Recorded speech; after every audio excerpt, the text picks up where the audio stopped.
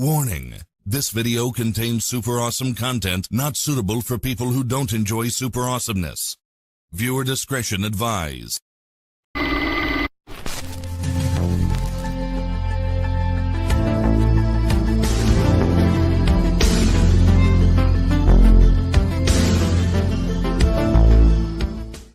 Welcome to Viewer's Choice. Your selection is about to begin. But first, take a look at what else you can see this week.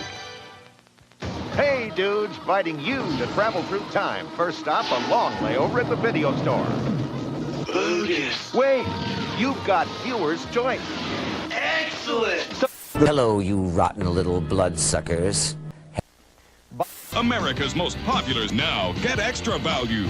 $12.50 cash back. Rise and shine, Mr. Freeman. Rise and shine. I want the truth. You can't handle the truth. What? Say what it is. Let's get out of here! Like that!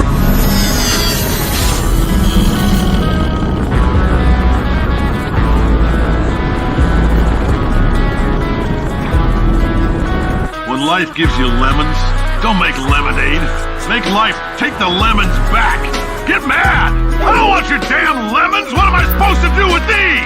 Demand to see life's manager. Make life rue the day it thought it could give Cave Johnson lemons. Do you know who I am? I'm the man who's gonna burn your house down with the lemons. This is my ship, the Nebuchadnezzar. This is the core. Where we broadcast our pirate signal back into the matrix. Welcome to the Nebuchadnezzar with your host, Anesot Morado, the double-headed coin, and your co-host, Pablo Morado, the Thunderbolt. Together, we are the Paramid Podcast.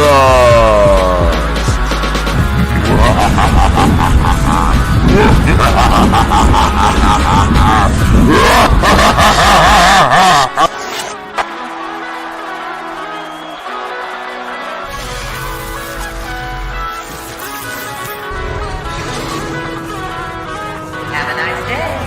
Thank you. The right man in the wrong place can make all the difference in the world.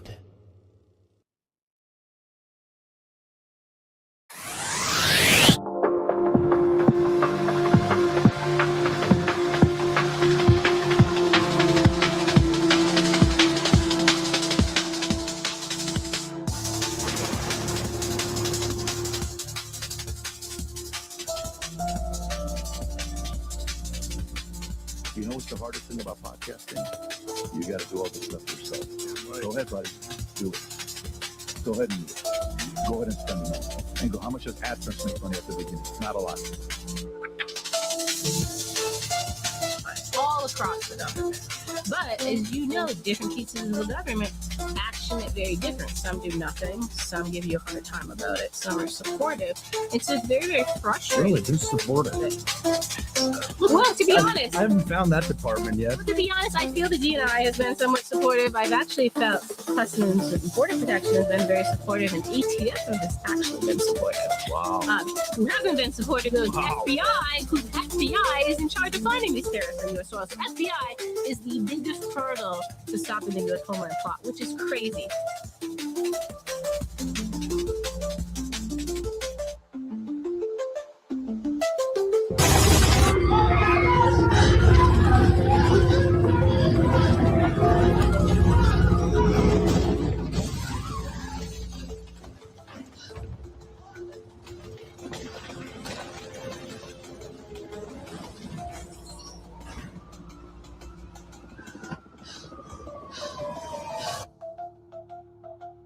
That aliens, something that got a lot of attention this week. Barack Obama said that aliens are real.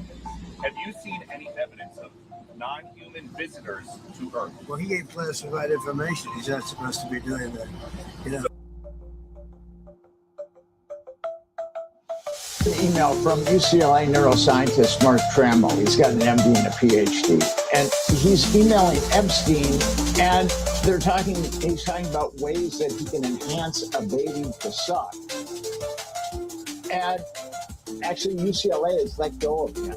So I think that's about as evil an email as you can come up with. And I think that because that particular...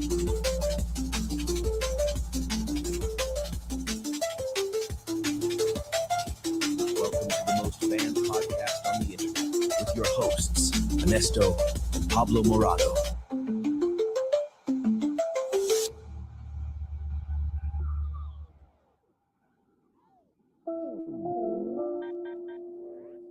Welcome to the most banned podcast on the internet with your hosts, Anesot and Pablo Morado. Broadcasting to you from the depths of the Nebuchadnezzar and fighting the unseen hand in search of truth. Join us as we go digging in the valley of the real for current events, conspiracies, and paranormal phenomena. This is the Paramid podcast. Don't forget to follow us at paranormal.experience on Instagram, at Paramid Podcast on X, formerly known as Twitter, and Paramid Podcast on YouTube. Every follow and like gets us one step closer to exposing the fools of the deep state. So let's light a fire of wisdom and take back our sovereignty. Welcome to the Nebuchadnezzar with your hosts, Anesot and Pablo Morado! Welcome to the most banned podcast on the internet. Tonight, we are going into many, many topics. What is going on with the Jeffrey Epstein files? What new developments are going on there? Also, what is going on with the plot? That's right. There's a terrorist plot that's being orchestrated in the United States. This has been given to us by a great report by Sarah Adams, and plenty other things going on. Drones in El Paso. There's all kinds of things. And also, our favorite topic, Obama stated that UFOs and aliens exist. Are real. They are. And rocket launcher. And to the coup de grace is Donald Trump goes, he broke classified information that Trump says he shouldn't have done that. He said, yeah. So there's a lot to unpack, but the truth comes out in dribbles. Yep. And over the week, now people that do not believe in aliens or UFOs and call us tinfoil hat wearing conspiracy theorists.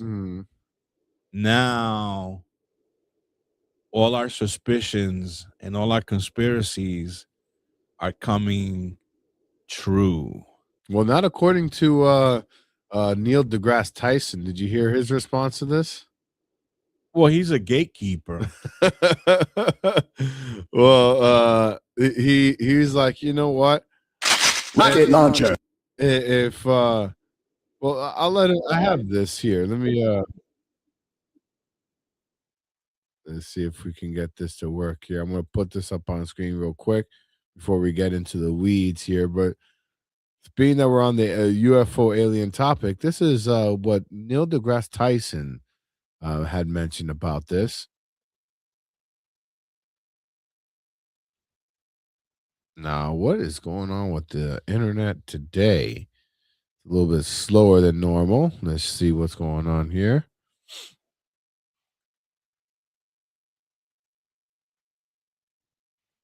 Come on.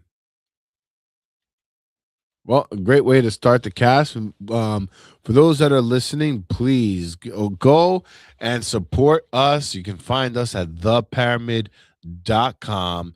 And please, if you're listening, we need your help. We need your support. So go out there and show us your love by donating.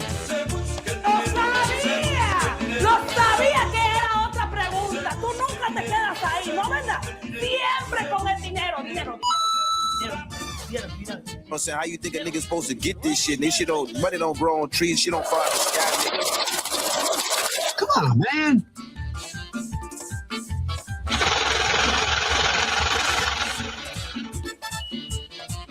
I'm saying, how you think a nigga's supposed to get this shit? This shit don't, money don't grow on trees, shit don't fall out of the sky, nigga.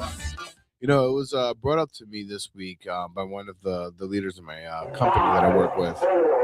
Hold on, the Nebuchadnezzar is about to take off. Oh. You know, we are airborne, folks. That's right. We are airborne. We're flying high over the Narnia forest today. As usual, we're back. This is our second show of the new year. Yep. First show got. We almost didn't have a show today because of the impending doom of this nor'easter. Right. And our first ever show of the year got banned in true fashion. Only on YouTube, right? Yeah. Where else can they catch that show? You can find it on Twitch right now, but I'm gonna have to reconstruct and find a better place. So more and more often it's gonna be migrating over to our Substack, and you can find that at theparamid.com. So they could view the show on Substack? Yes. Okay. With that being said, theparamid.com. Theparamid.com. If you want to see our first show, which was very good, it's now available on Substack because we got banged by YouTube. That's right. Because we mentioned something of the winter sports. Right. And going back to what I was saying about donating, so yes, we need your help, we need your support. And one of the things that was brought up to me over the course of this week by some leaders in my organization, some mentors that I work with, they were stating that that everyone wants to get paid, right? Mm-hmm. Like if you're working, you don't want to do it for free. Everybody wants to get paid, right? So it's not a bad thing to ask for a little bit of compensation because you would want it too. You would want, if you're doing a service, right? You're helping people, you're doing something, you're providing some kind of unless we do some like membership tier thing where, well, what he was saying is in reference to, a lot of people have the mindset of like, if they're starting their own business, that they undervalue themselves because it's hard for them to. How does the song go? Nothing is for nothing is free. How does that rock song goes? Something for, I think it's a ZZ Top song.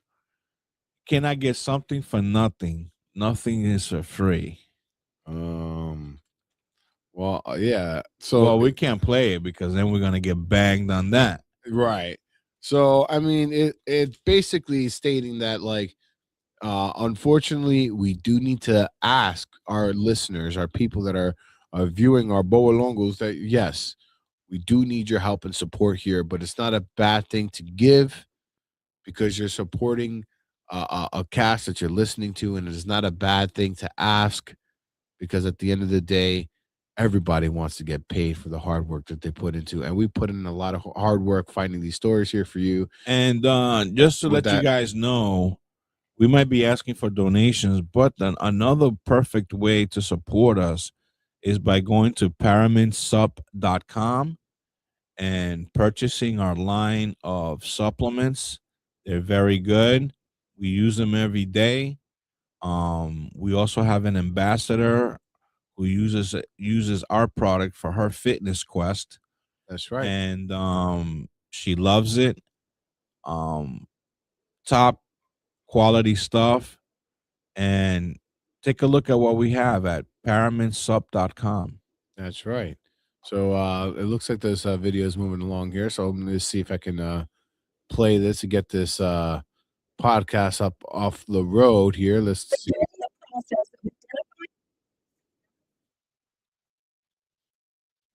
So something's up with the internet today. Just let it,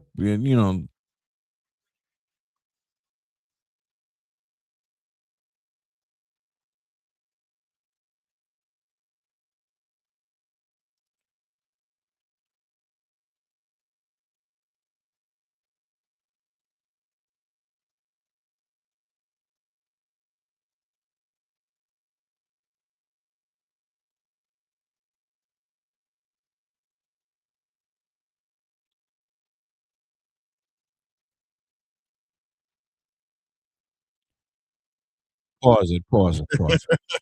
Okay. For, Well, he just wrote a book. It's "Take Me to Your Leader." It's his most recent book. okay. I'm going to give you my opinion on Neil deGrasse Tyson. I watch his shows on YouTube, and he's a very smart man. I admire him for the work he's done in astrophysics. Uh-huh. But I want people to know that he is the quintessential gatekeeper. He doesn't want the world to know what he knows. Not, I mean, there could be factors that prevent them from outright saying, yes, there are aliens. Yes, they can make it here. Yes, I know it's so difficult to travel and traverse the universe at speeds that we cannot comprehend. Yes, maybe there's wormholes. But I think the unseen hand provides him with compensation so that he can live his lavish lifestyle. He goes all over the world. He has a big following. He's making money through Star Talk. So these are the toys they allow him to play with, just as long as he doesn't admit to certain things, such as, yes, there are aliens here. Yes, they've been here for a very long time, and they're among us. He cannot outright say that because then they start plucking away his little toys. One of his biggest little toys is the money he's making. He's being subsidized. So by him gatekeeping, he can always attain that unseen hand money. Hint, hint, George Soros and his evil bunch. And they don't want us to know. For what reason? I don't know why they don't want us to know what's right in front of our face. They're airplanes. What? We can travel to other countries? Right. Yeah, we can do that. We made that. We, just buy a ticket and you'll see it's true. You ever been on an airplane before? Well, no, not really. I don't have money to travel. Well, go buy. See those things you see up there? Those are airplanes. Right. Right? There's no gatekeeping on that. Right? But if they really want, they could say, that's not an airplane. That's swamp gas. Right. And there'd be millions of people be like, yo, I travel every day. I go from Australia to New Zealand. I've traveled from New York to Boston, from New York to England. I've been to Italy on one of those things. Here comes another tinfoil hat conspiracy theorist trying. Oh, yeah, then what about those airports? We all know that they're just food courts in there. It's a mall. And as ridiculous as that may sound, you say that enough through the telelive vision, people will start to believe it. Air travel has never been. It's all a lie. Because they begin to believe it because the media says it. So Neil deGrasse Tyson, he's smart and all that, but they put the brakes on him so that he can keep his toys. Hence why I call him a gatekeeper. Play the Oh, hold on. Yeah, this is not good. You just got to be patient. Here we go.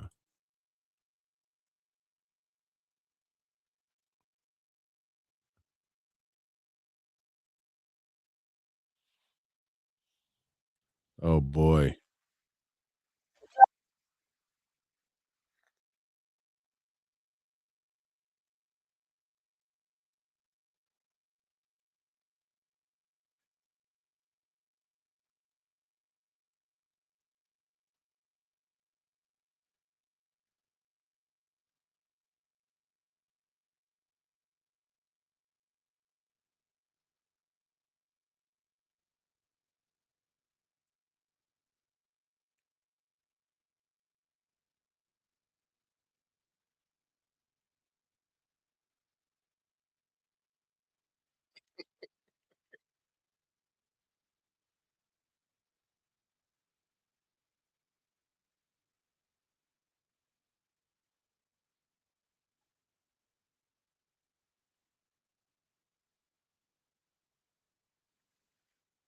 Not for nothing, but Donald Trump acts like this a lot.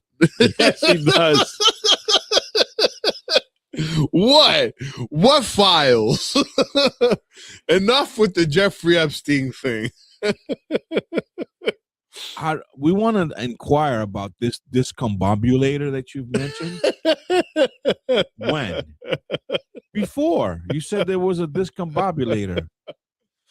That I said. That.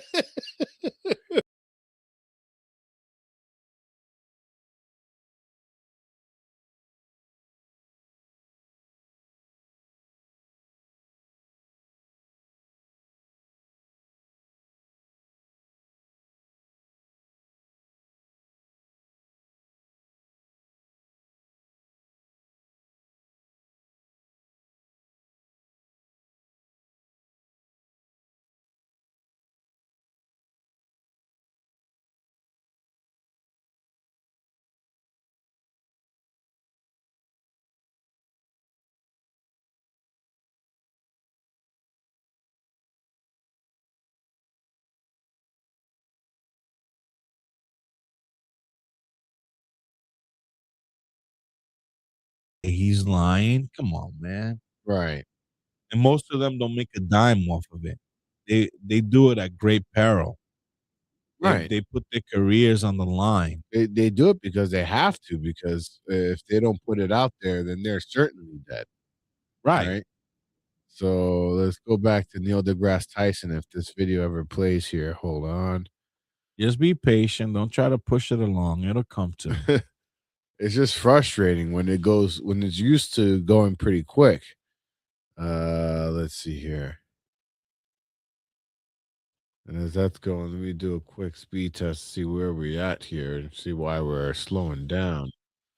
But yeah, folks, as he does his speed test, I just want to let everybody know, if you're watching me through this through my feed, through Instagram feed, which is my feed, if you're watching me and you're not seeing what we're talking about, that is because you're not getting all the bells and whistles. If you go to theparamid.com, perspectives on your first alien encounter, which comes. If you go to theparamid.com, and I haven't been on the site for a while. On theparamid.com, is there a way they could watch the show live? Oh yeah, there's all our links there. It's right there from theparamid.com. Okay. So any particular social media that's on the site, they could click and they'll see us. Exactly. All the bells and whistles. Okay. Exactly. Theparamid.com, which is our link tree page. All right, let's see if this works. Finally. And now he's forcing President Trump to act. Do you think we stand to actually learn anything from a purported release of files relating to UFOs and extraterrestrial life? Well, if I were Trump, I would have instead said, I want any government agency that has an alien to bring forth the alien. Then you don't need documents. just think about that. What's the point of documents if you actually have the alien? Just bring out the alien. And until that happens, it seems to be all about who you believe and what conspiracy theory. And it feels almost like a religion at some level, where are you a believer or are you not? Are you with us or are you not? And I think bringing forth an alien would just settle that immediately. Well, this administration is not particularly known for its transparency, I guess, right? So they're not going to suddenly pivot to being like, we want to be super transparent about everything, from the Epstein files to the aliens. No, I mean, but I can tell you this, that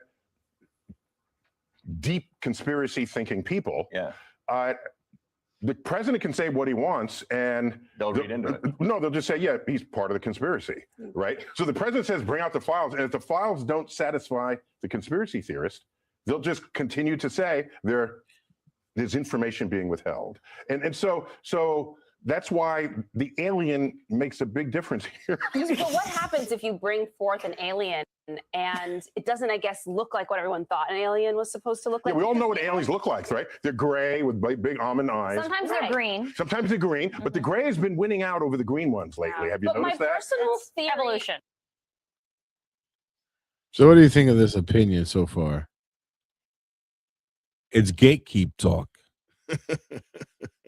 He is being careful with his words, saying things that he knows deep inside his heart that cannot happen unless it's sanctioned by the unseen hand. Because you know what will happen? Let's say Donald Trump says, you know what? Barack, now this waste of space comes out and says for me to bring out the alien. Bring him out. And now we have Cochise. Remember Cochise? Cochise? Remember in that series? I think it was by Steven Spielberg. There was an alien. He was a gray. His name was Cochise. Remember that show that the young kid had the thing on his. You put me onto that show. That he had that. I think it's called Dark Skies or something. Dark Skies? Yeah, if you Google. Oh, you mean Falling Skies? Falling Skies. Yeah. The alien, the friendly alien was Cochise. That's right, Cochise. Yes, that's right. The friendly guy. Right. So if you bring out Cochise, right, and he gets on, he goes, yes, I come from the reticuli constellation, and yes, we are here, whatever, and we do exist. Finally, the truth is out. We were doing a lot of stuff behind the scene to protect you, but obviously we think that you're ready to finally know the truth, right? Now that same interview, they're going to have him back on, right? He's going to act like, well, we all knew it. We all knew it. Right. And then everybody, all those, that whole crew that he has there that are really mocking the people that believe, they're not going to be mocking. Now they're going to be like, oh yeah, we knew it all along. I was like, Right. And they're going to change the narrative as if they told us all along that they do exist. Right. Because we have very short-term memory. Of course. And they'll be like, it's like, we always knew. It was always common sense. I mean, we always knew that that's how they're. I mean, we knew about it. Right. I don't know why people are so surprised. Right. And then you start doing like that lady, like, but that thing you were doing with that lady. What lady? Right. And then you look at the clean folded bed. Yeah, and you're like, oh well, there's the files. And you say, yeah, the aliens. Yeah. I guess you have been. Yeah, it's like. Oh, that's right. Hey, Misha did say in 2018 that No, Donald Trump. Yeah, and they'll say, I mean, what more evidence do you want? The guy, from Israel, he told us. He flat out said. I mean, what more evidence do you need? Yeah, they're here. They'll normalize it to the point that you'll be like, you start second guessing yourself, like, wait a minute. Right. But didn't they? We have such short-term memory. Not too long ago, these airplanes crashed into the World Trade Center. Right. They imploded perfectly like a demolition. During that event, which I was witness and privy to, glued to the TV, and you saw detonations on every floor. You saw smoke like boom, boom, boom, boom. And you heard them say, explosion on floor so-and-so, explosion on floor so-and-so. It looks like they're detonating, bombs or whatever. A couple of days later. No, there was never any bombs. They never said that. And Mandela effect. Yeah. And people be like, well, I saw it. And it's so weird. I'll tell you this much. we had something that happened just a couple of days ago. I get up, I come home from work. It's about 5 a.m. And my wife, this is around the time when she's in that mode where she wakes up, but she still got 2 hours before she has to get up. But she puts on the TV and whatever. Okay. And I tell my wife, you know that they raided a home not too far away from Nancy Guthrie's home, and they have like 3 people in that home that they're questioning. And I think they finally cracked the case. My wife is like, oh, really? Oh, my God. And, you know, and actually, this was last Saturday. She was off on that Saturday. Not yesterday, but a week ago. Okay. Right? About 1:00 in the afternoon, my wife comes back into the bedroom and she says, they got him. They got him. It was the brother-in-law all along. Him and his cronies, even his mother was involved. You know, it was all a ploy to get money from Nancy Guthrie and Savannah Guthrie. It came out all on CBS News. I'm like, damn. There was always a suspicion about Tommaso, who is the brother-in-law. Okay. She goes, oh, yeah, they got him. I went to bed. I was like, Diablo, now. I wonder what the people, the pundits on the radio, there's going to be. So, I'm still a little sleepy. I go back to sleep, wake up about 3:00, get ready, do my thing. And I'm like excited to see how did they bust these people. Go to CBS, go to NBC, CNN, nothing. Nothing. I'm like, what report did my wife see where they're saying they got these people? So I go to my wife and I'm like, what are you talking about? They haven't. She's like, Ernesto, I was sitting in my living room. I saw it on CBS News where they said they had them. And I was like, but I don't see anything. She's like, I saw it. Why would I? And my wife, she's not a prankster. You know your mom. Right. She's cut and dry. She doesn't have that humor. I do. I might, tell you a fib just to mess with you, but not her. She's straight up.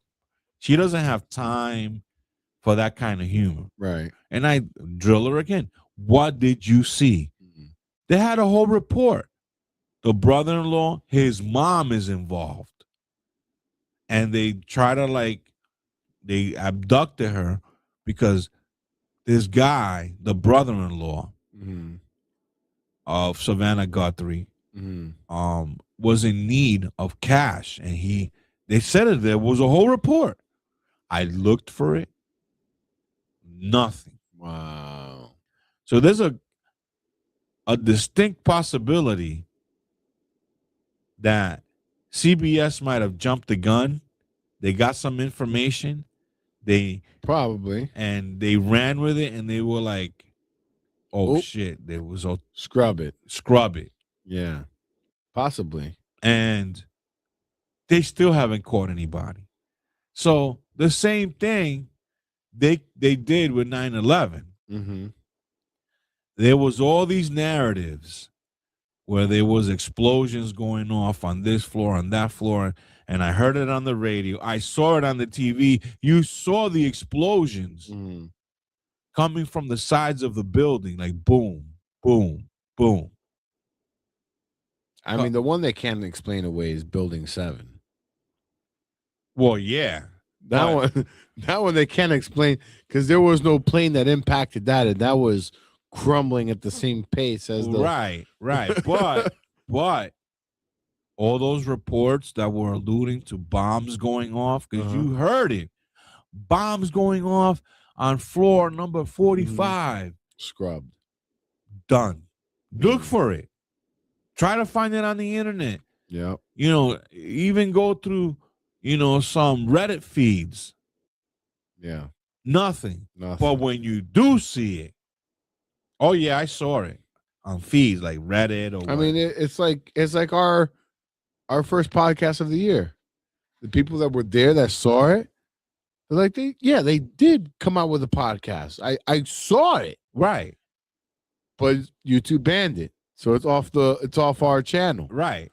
Now it doesn't exist. It doesn't exist. But I swear, I'm telling you, I saw they did go live. They went live. So they don't on YouTube. They don't even say they don't even have it blocked. It just doesn't exist. It doesn't exist. Unbelievable. Right. It's like it just doesn't exist. Unreal. So if you're just a fan, let's say you're telling your friend, no, they went live. I swear they went live yesterday. Where's the video? Yeah. Where's the proof? Okay, I believe you, but where is it? Believe me. Believe me. But it's funny that you bring up 9/11 because I've been listening to this report by Sarah Adams, also known by her call sign Superbad. She is somebody that has been doing a lot of good reporting on the terrorist crime networks. And she had mentioned a few things. One thing that's very interesting that she had mentioned was that she's always in these upper echelons and watching these elites, specifically with relation to terrorism, and the elites like in the MBS and the Saudis and all these other things. So she's watching what these families do and all that. And she was saying about Jeffrey Epstein that people are framing Jeffrey Epstein as if he was the be all end all, like he was the king of this industry, right? That he was the guy, right? But she's like, he was just 1% of the total pie. If you think that this, she was like, let me see if I can find it. But she goes like, if you think that it's like peeling an onion, he's Right. just the first layer. She was like, if you think for a second that these billionaires were tricked into having underage or whatever the hell they are accused of having with Jeffrey Epstein, if you think that they were tricked, you're got another thing. I like this. Let's unpack that a little bit. I am the prince. I'm Prince Andrew. Right. Right. One of the most famous people on earth by way of his birth. Right. Right.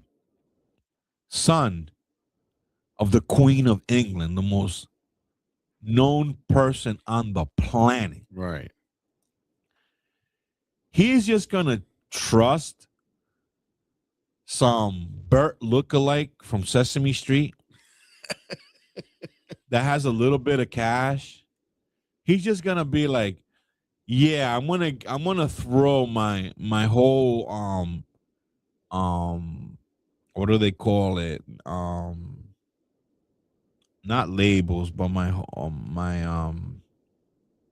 reputation. Well, of course your reputation, but he has my titles. What is it? He's like Prince of Wales. Yeah, Duke of York or whatever it is. I'm gonna throw all that away because of my proclivity, and I'm gonna trust Bert that he's not gonna say anything. I'm just gonna go to his house, do things with underage women and do all kinds of stuff, satanic rituals, all kind of stuff, right? And I'm going to trust that he's going to keep the secret. Him? A guy who doesn't even have a college degree. Him. Right. Him. He was comfortable because he's like, that dude is a maggot. You know, if you peel that onion, the power as you get towards the core of that onion, that guy's, he even hints on whistleblowing. He's fucking, how does, the guy from Pulp Fiction, I'm gonna get medieval. I'm gonna get medieval on his ass. Yeah. How You hear me talking, hillbilly boy? Yeah. No, not even that. The way Vincent says it. You know, if he finds out that his wife is ODing right under my presence, what he said, I'll be forced to No, he says like the way they'll kill him. Like he will be like I'll be like smashed like a fly or something. He says something to that effect. Can you get that little clip? A grease spot. Yeah, I'll be a grease spot. Exactly. That's how well I know this movie. Yeah, I'll be a grease spot. So Prince Andrew would be like, yeah, this guy's gonna say something. Grease spot. He'll be a grease spot Right. within minutes. Right. So But yeah. little did he know. Yeah. But so what she's saying is that these people, like right now, they're still doing Oh it. yeah. Oh yeah.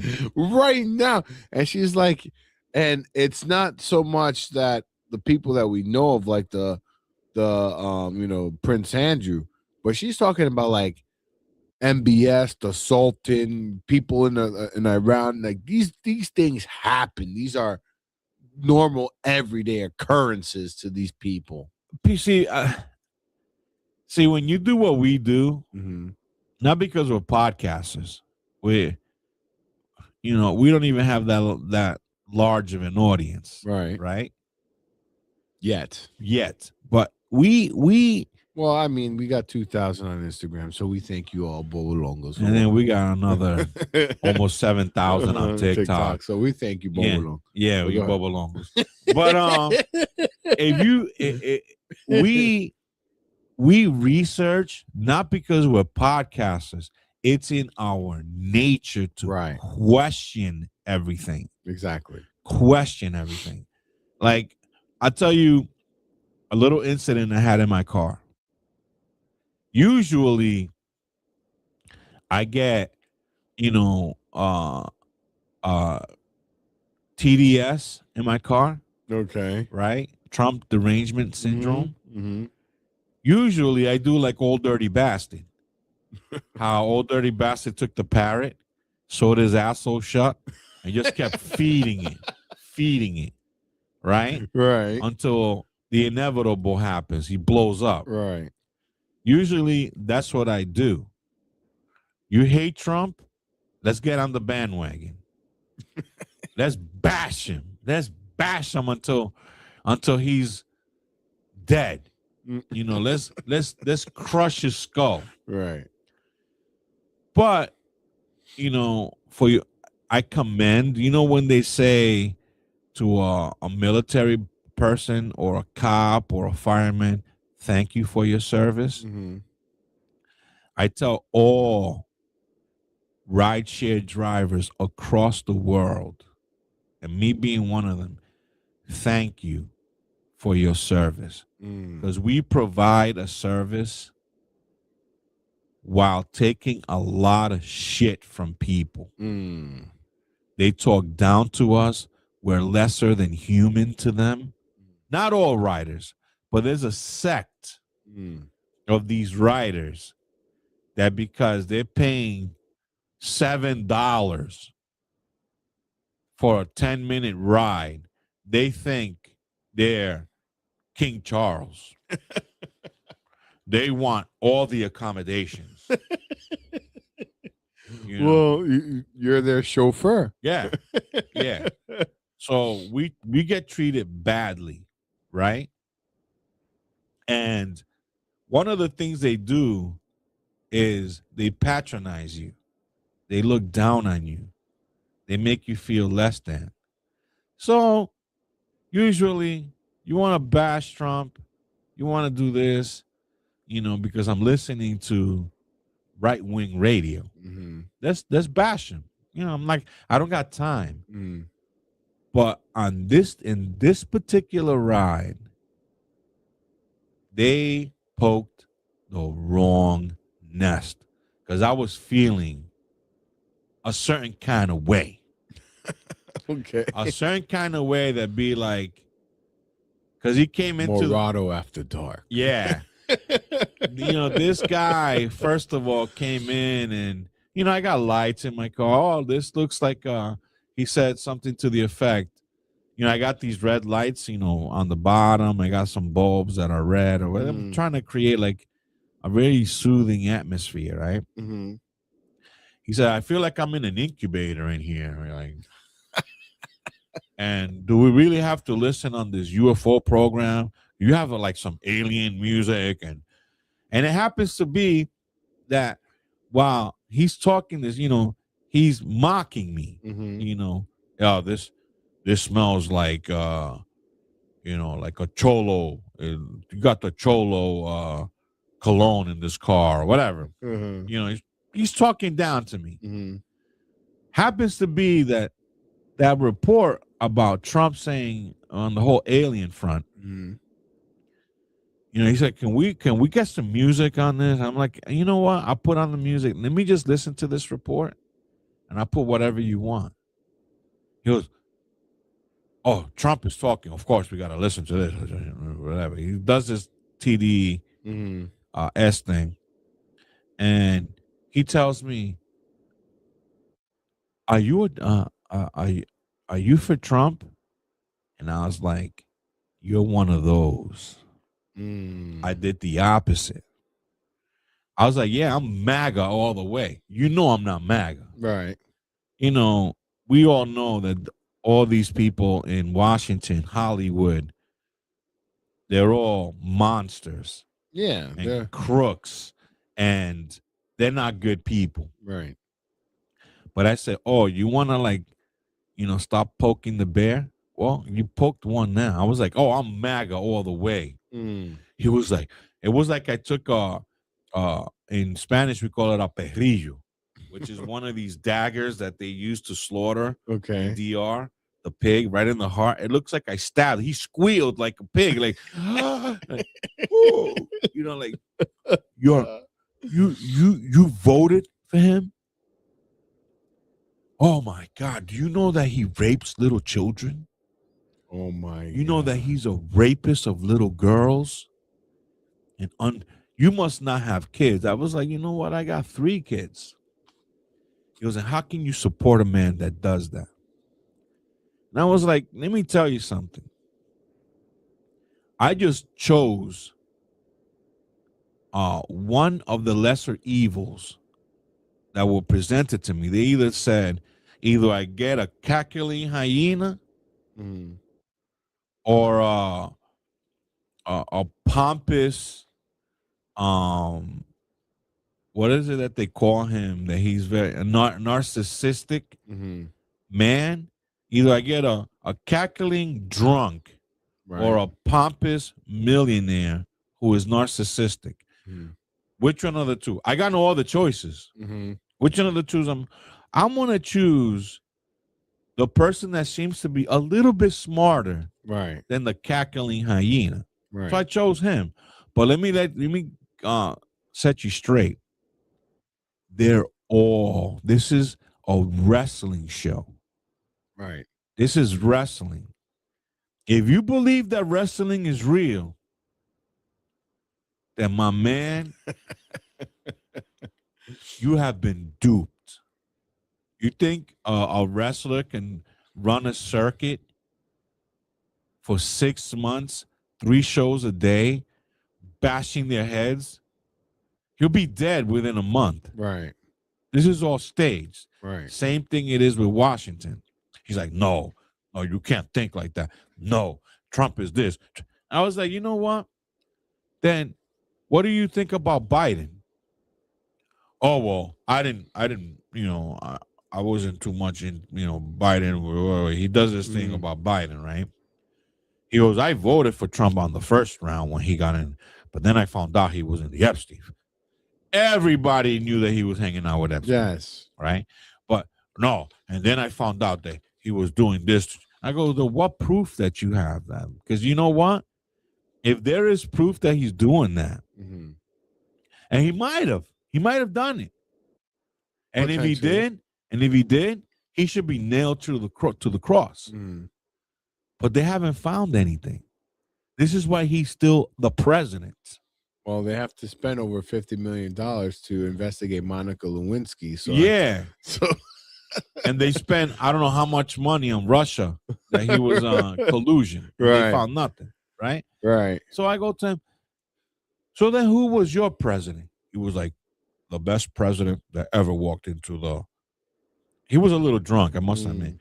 I mean, best president that ever been in the White House, Obama.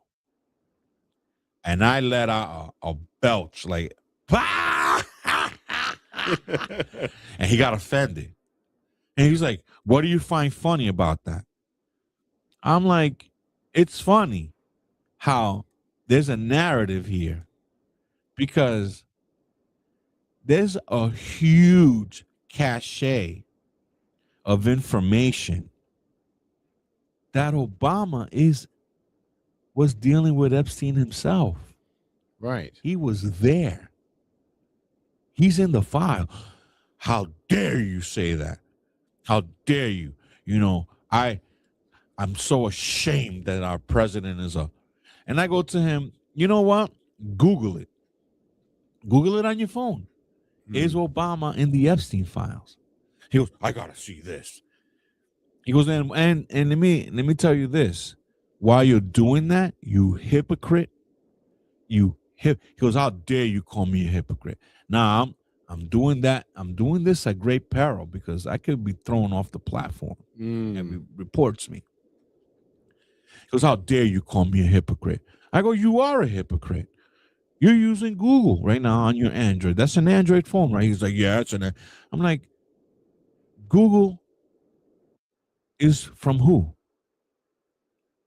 I'm asking you that, and Pablo now. Who is the mastermind of Google? The mastermind of Google is Larry Page and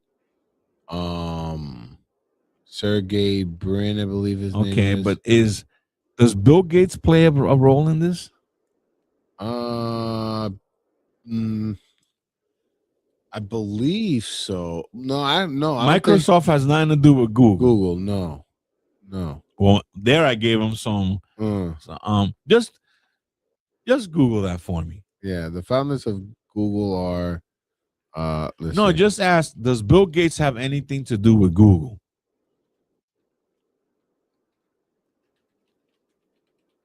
Just because I might have stepped out of my borders there, but. So let's see here.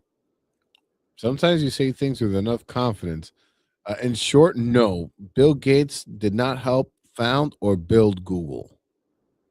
But does he have anything to do with them? In fact, for a long time, Bill Gates and Google were major rivals. Right, because of he had his own search engine environment. Bing, right.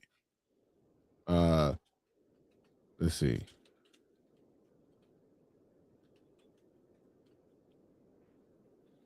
Let's see. But do they work together is what I asked. However, in 2024, we see them crossing paths more and more. Philanthropy and future energy, the Big Tech AI Summit.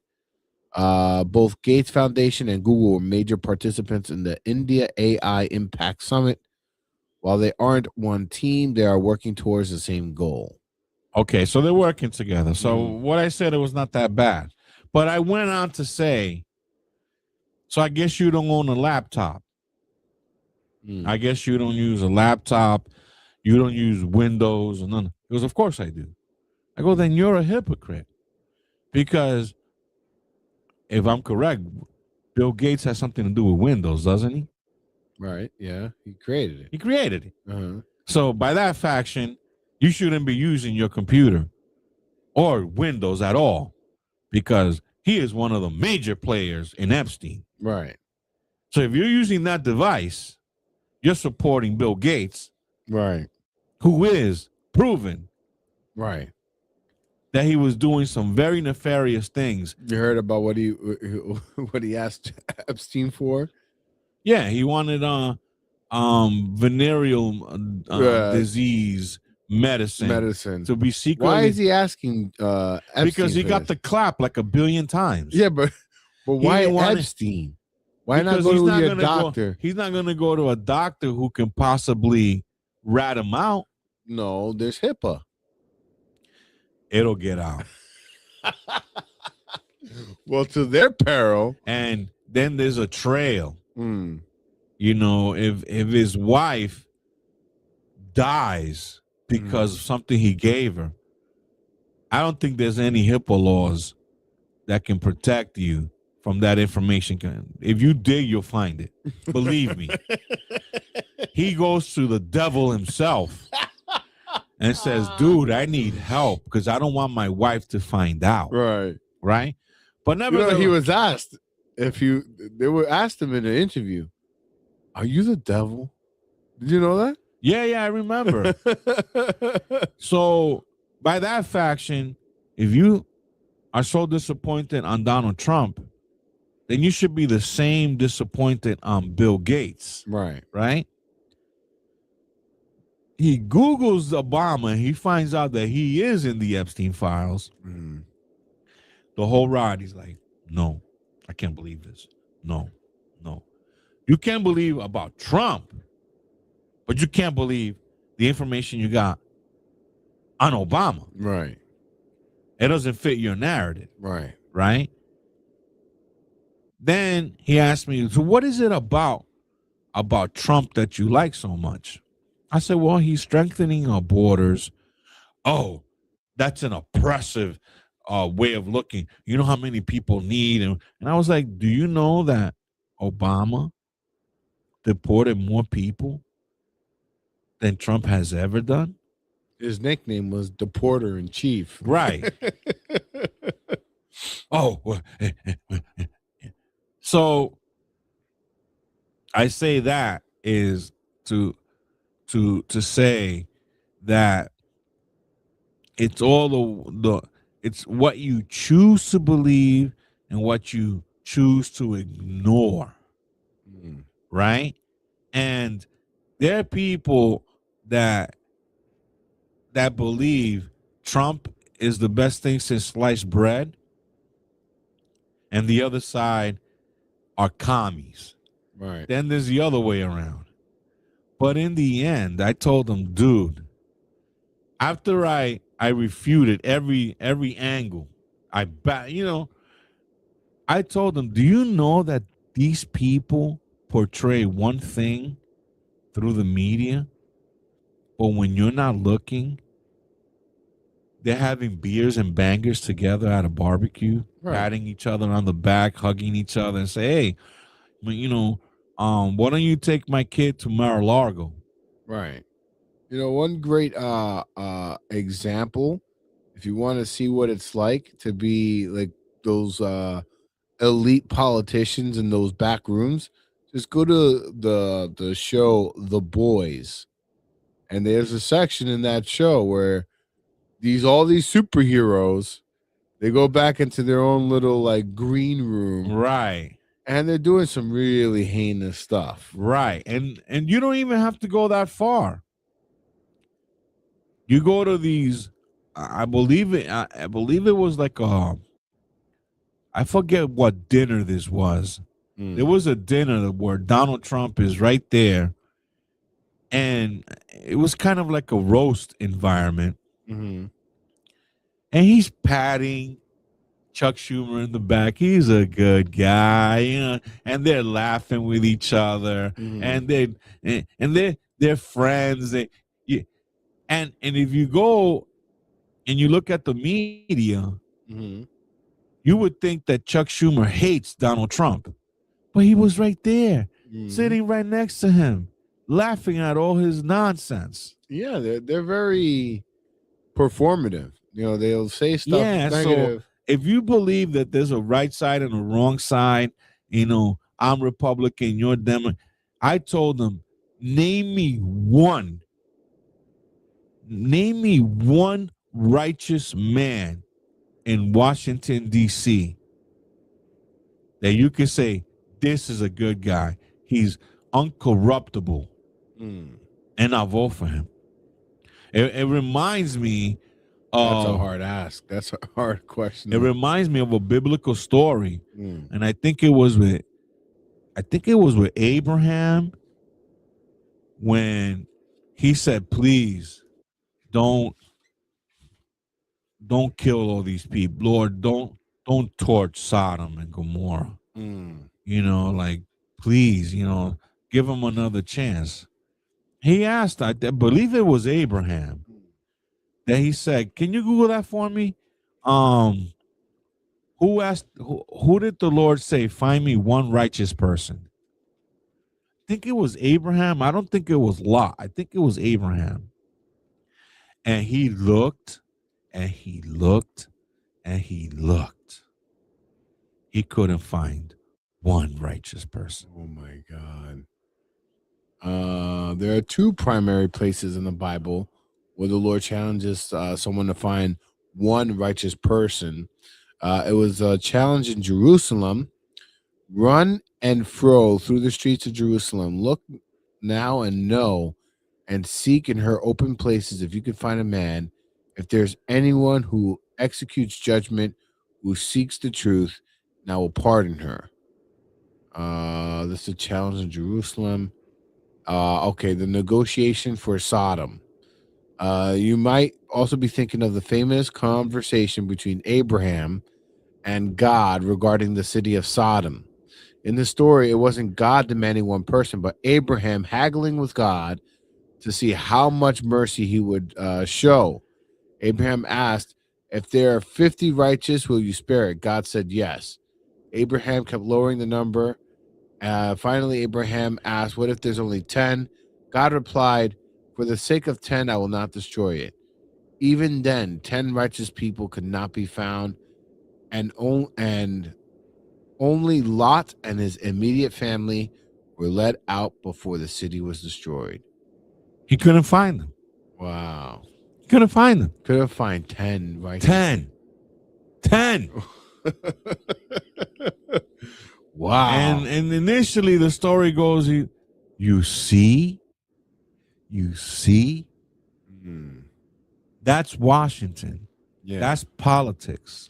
And if you find a good one, they're not getting much stuff done. No, he's the pauper. You know, the guy who's broke. Right. And he talks and nobody listens to. Right. So he's irrelevant.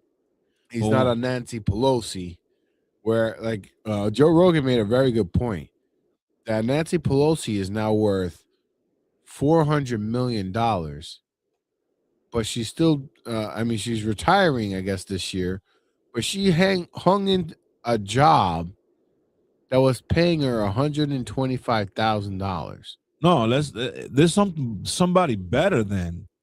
We know this woman is a demon. Can see it in her face.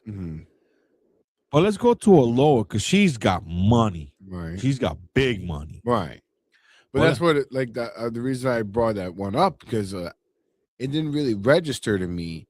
But Joe Rogan's like, if you're worth $400 million, why are you going to stick in a position that's paying you $125,000? Put it to you this way. How can you be negative 5,000 and then out of nowhere be worth 40 million?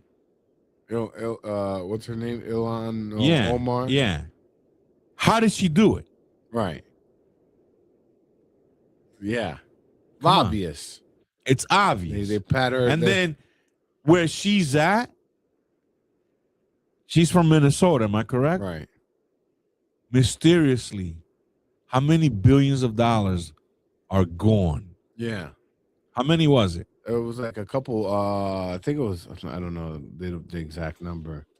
Let me see. They don't know what happened to that cash and material. And just they did like Star Trek. Right. Gone. Minnesota. And this is not a small number. I think you can trace that if you wanted to. Let's see.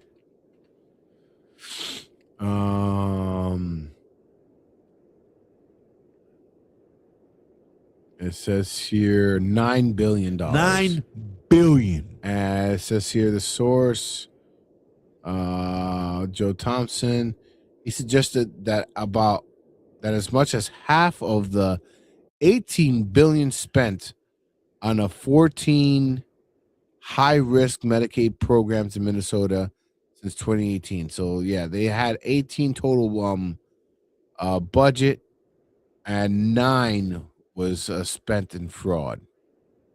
But they don't know where it is. They don't know what happened Right. to it. Same thing with Bill de Blasio. Bill de Blasio, type in Bill de Blasio missing money. How much is it? This is amazing. So it's funny that you mentioned that because today, in fact, we're watching a movie and we hear our doorbell ring. We're not expecting anybody. I go to the door. These two people. Oh, hey, hi. Thank you so much for answering the door. We're here. We're, campaigning for this senator because, they're wasting our tax dollars and it needs to go to the right people and whatever. And we really think that, this guy has our right benefits in mind and blah, blah, blah. So I'm like, yeah. And then they give me the flyer and in the house here in the studio, I look at it and check out the flyer of this supposed senator that's running. That's going to be helping us get better here in Massachusetts. Just read the bottom over there and gives you all that you need to know. Vote socialist. Yeah. Door to door, banging on doors. Yeah. This is a goddamn shame. Yeah. Vote socialist. And that they know better what to do with our tax dollars. Tell that to the people in New York right now, where they have garbage igloos. Oh my God. Cars and still to this day, cars encased in snow. Yeah, that's insane. You know what his answer is? What? To the, there's an impending blizzard. It's probably happening right now as we speak. He's gonna join the snow shovel patrol. He's the guardian angels for shoveling snow. Yeah. He's gonna pay you $21 an hour to grab a shovel and shovel pathways. Oh my God. He doesn't know the can of worms he's opening up. There are going to be a lot of people that are going to sign up for that. And a lot of people are going to die of heart attacks. Then what are you going to do? Right. Yeah, that's crazy. So you're going to try to convince me. We all know Donald Trump is a scumbag. We all know Bill Clinton is a scumbag. We all know Joe Biden is a scumbag. They're all scumbags. Right. They're all scumbags. You just gotta. I mean, Donald Trump is the one that we all know that he said it plain as day. He doesn't even talk to him anymore. He just grabs her by the right. And he's like, I do the same thing they do. They made certain laws, loopholes. Right. I take them. Right. Exactly. I take them. Right. You don't want to take them, that's on you, but it's completely legal. Right. The way I heard it being explained, like imagine you're in an opulent, rich party, right? And you've never been exposed to caviar. And you see these Rich people, they're taking these little black things and putting on cracker. What is this thing? This is what people are doing. I might as well partake too. No, and this is a funny part about them, right? They take the caviar, they put it on the cracker, and it looks like they're having jam, like some delicious, scrumptious jam. Yeah, like, they're really enjoying this. and they're like, "You don't know about this? This is the greatest thing on the planet. This is like $1,000 a Yeah, this is delicious, right? And they're all enjoying it. And then you come and you take and you have that caviar, and it tastes like shit. It tastes like you took cat turds, and put them in your mouth. And you're like, delicious.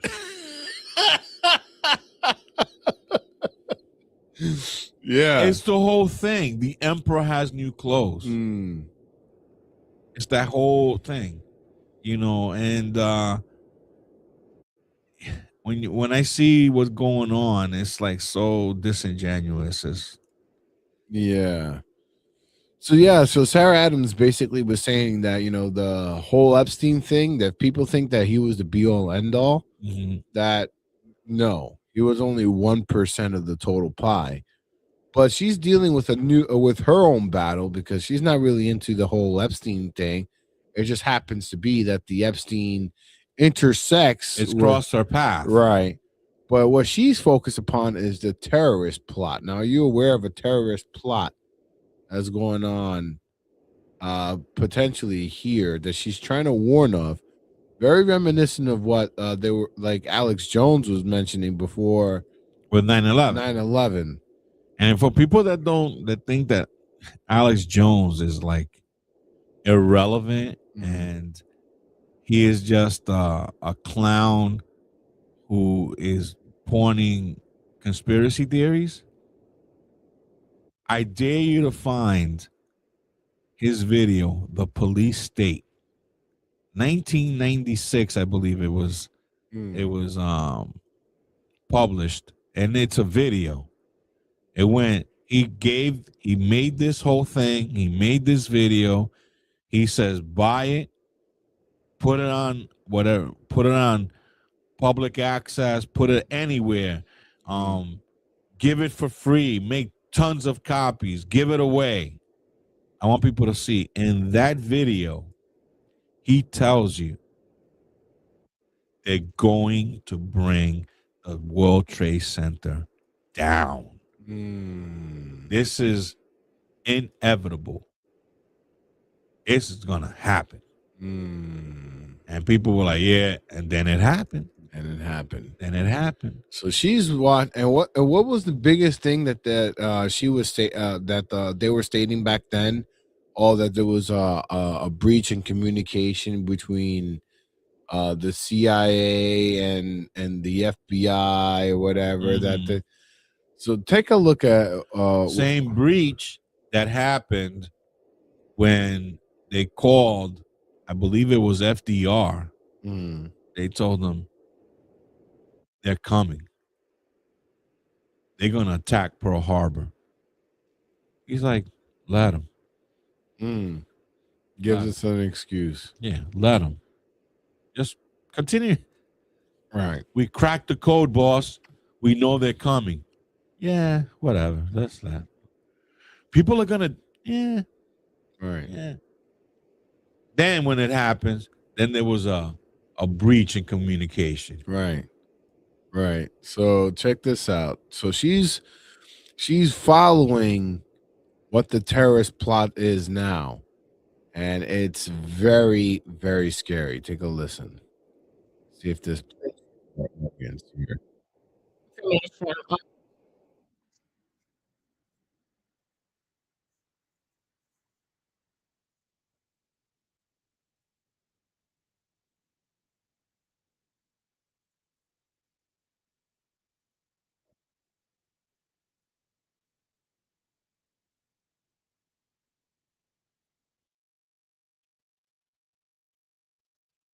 Don't get frustrated. This is the powers that be don't want this information to leak out.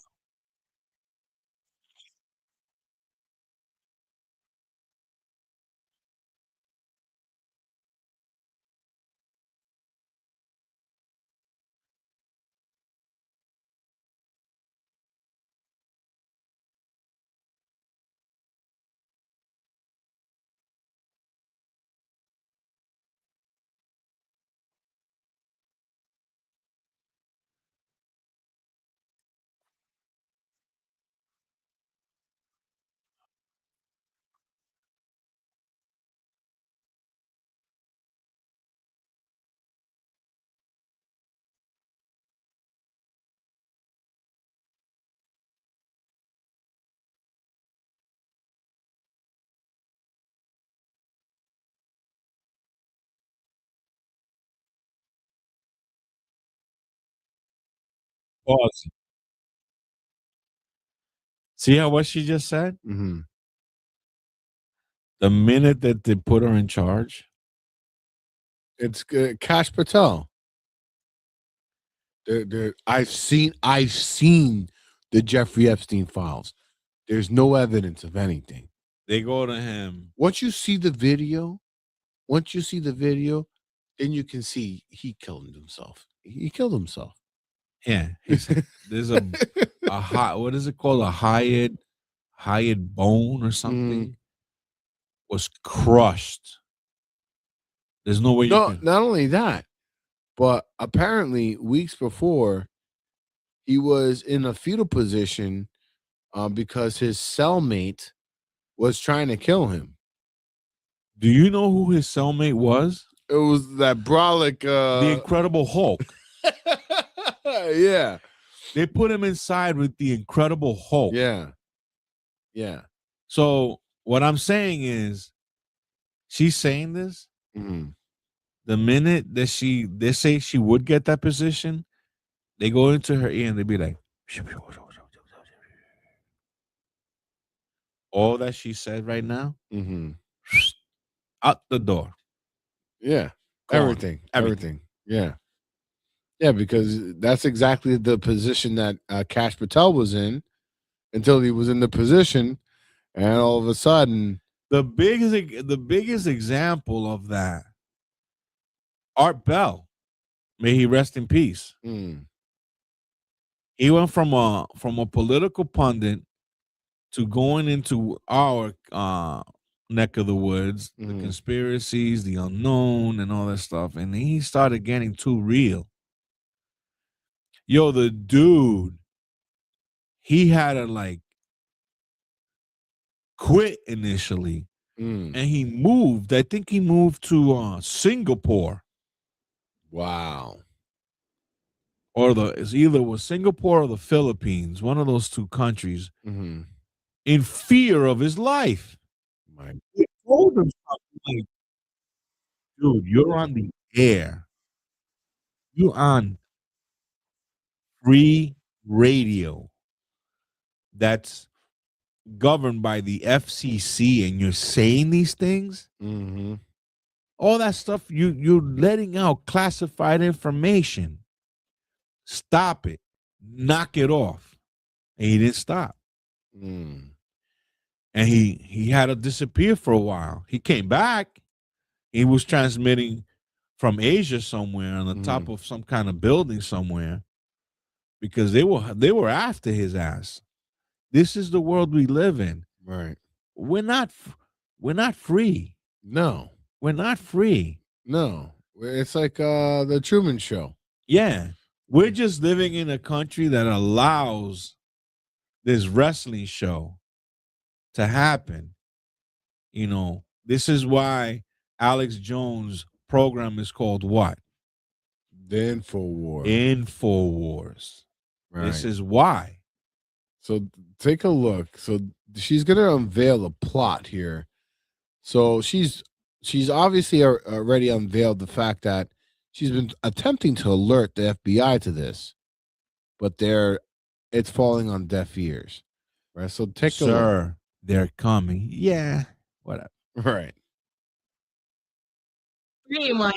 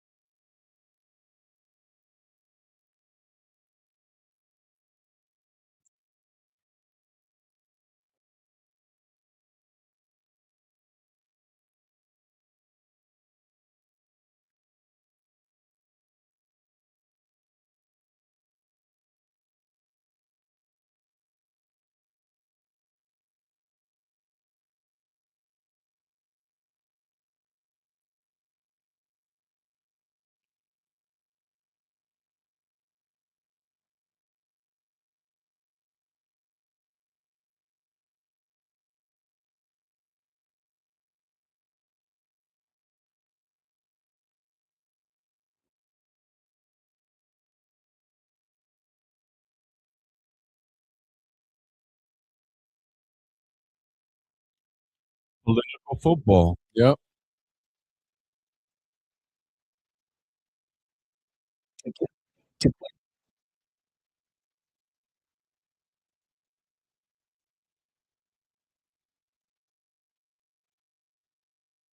Isn't that crazy? The America is funding the Taliban $87 million a week.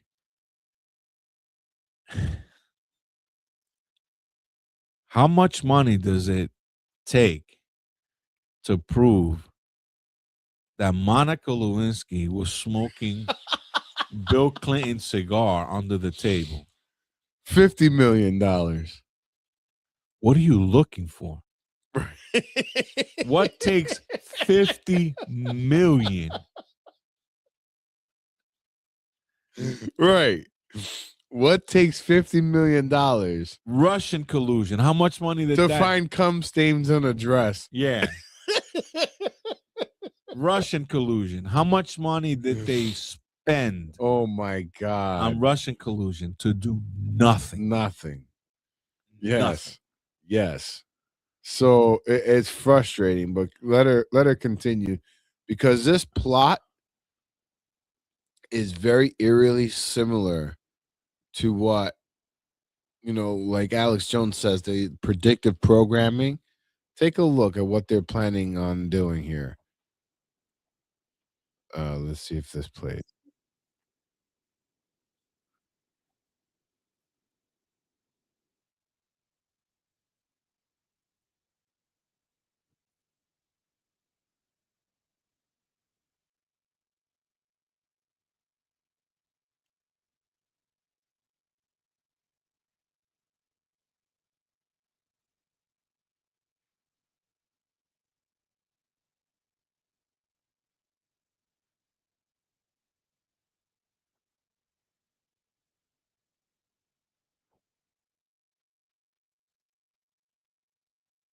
A week. A week.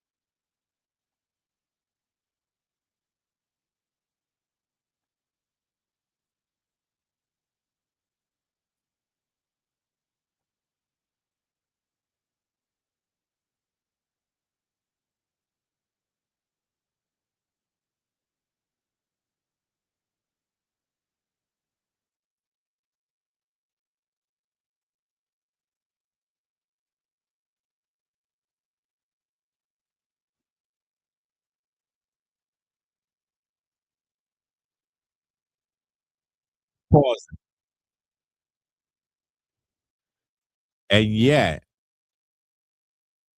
I make a phone call a week, afraid to my own peril.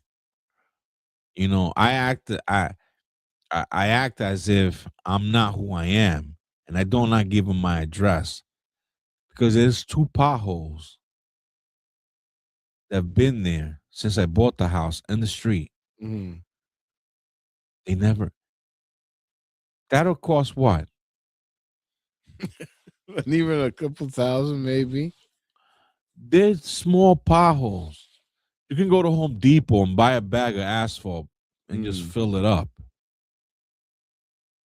They won't do it. It's too. I guess it's too expensive to go to Home Depot and get a bag of asphalt and just dump it in the. Wow. But if I do it, I get banged with a fine. Wow, really? Yeah, because it happened to Arnold Schwarzenegger. It was like there was potholes in his community. He decided, well, I'll pay for it, and he got fined. Wow. So imagine a pothole. Our tax money cannot even fill a pothole.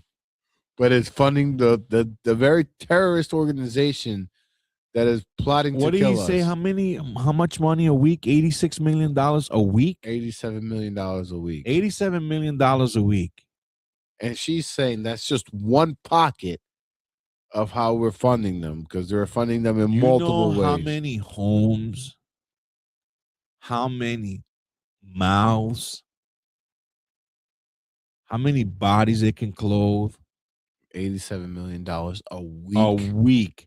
What is the Taliban doing with that money? Well, you're about to find out. Listen up.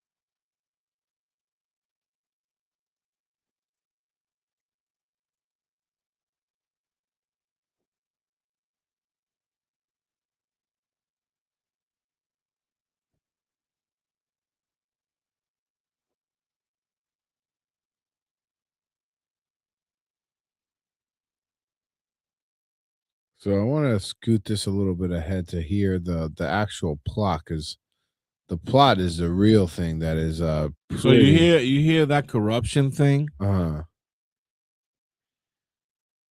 Donald Trump, right? We know that he's all part of the, he's a mud shark, right? He imposes tariffs, right? Because they impose tariffs on us.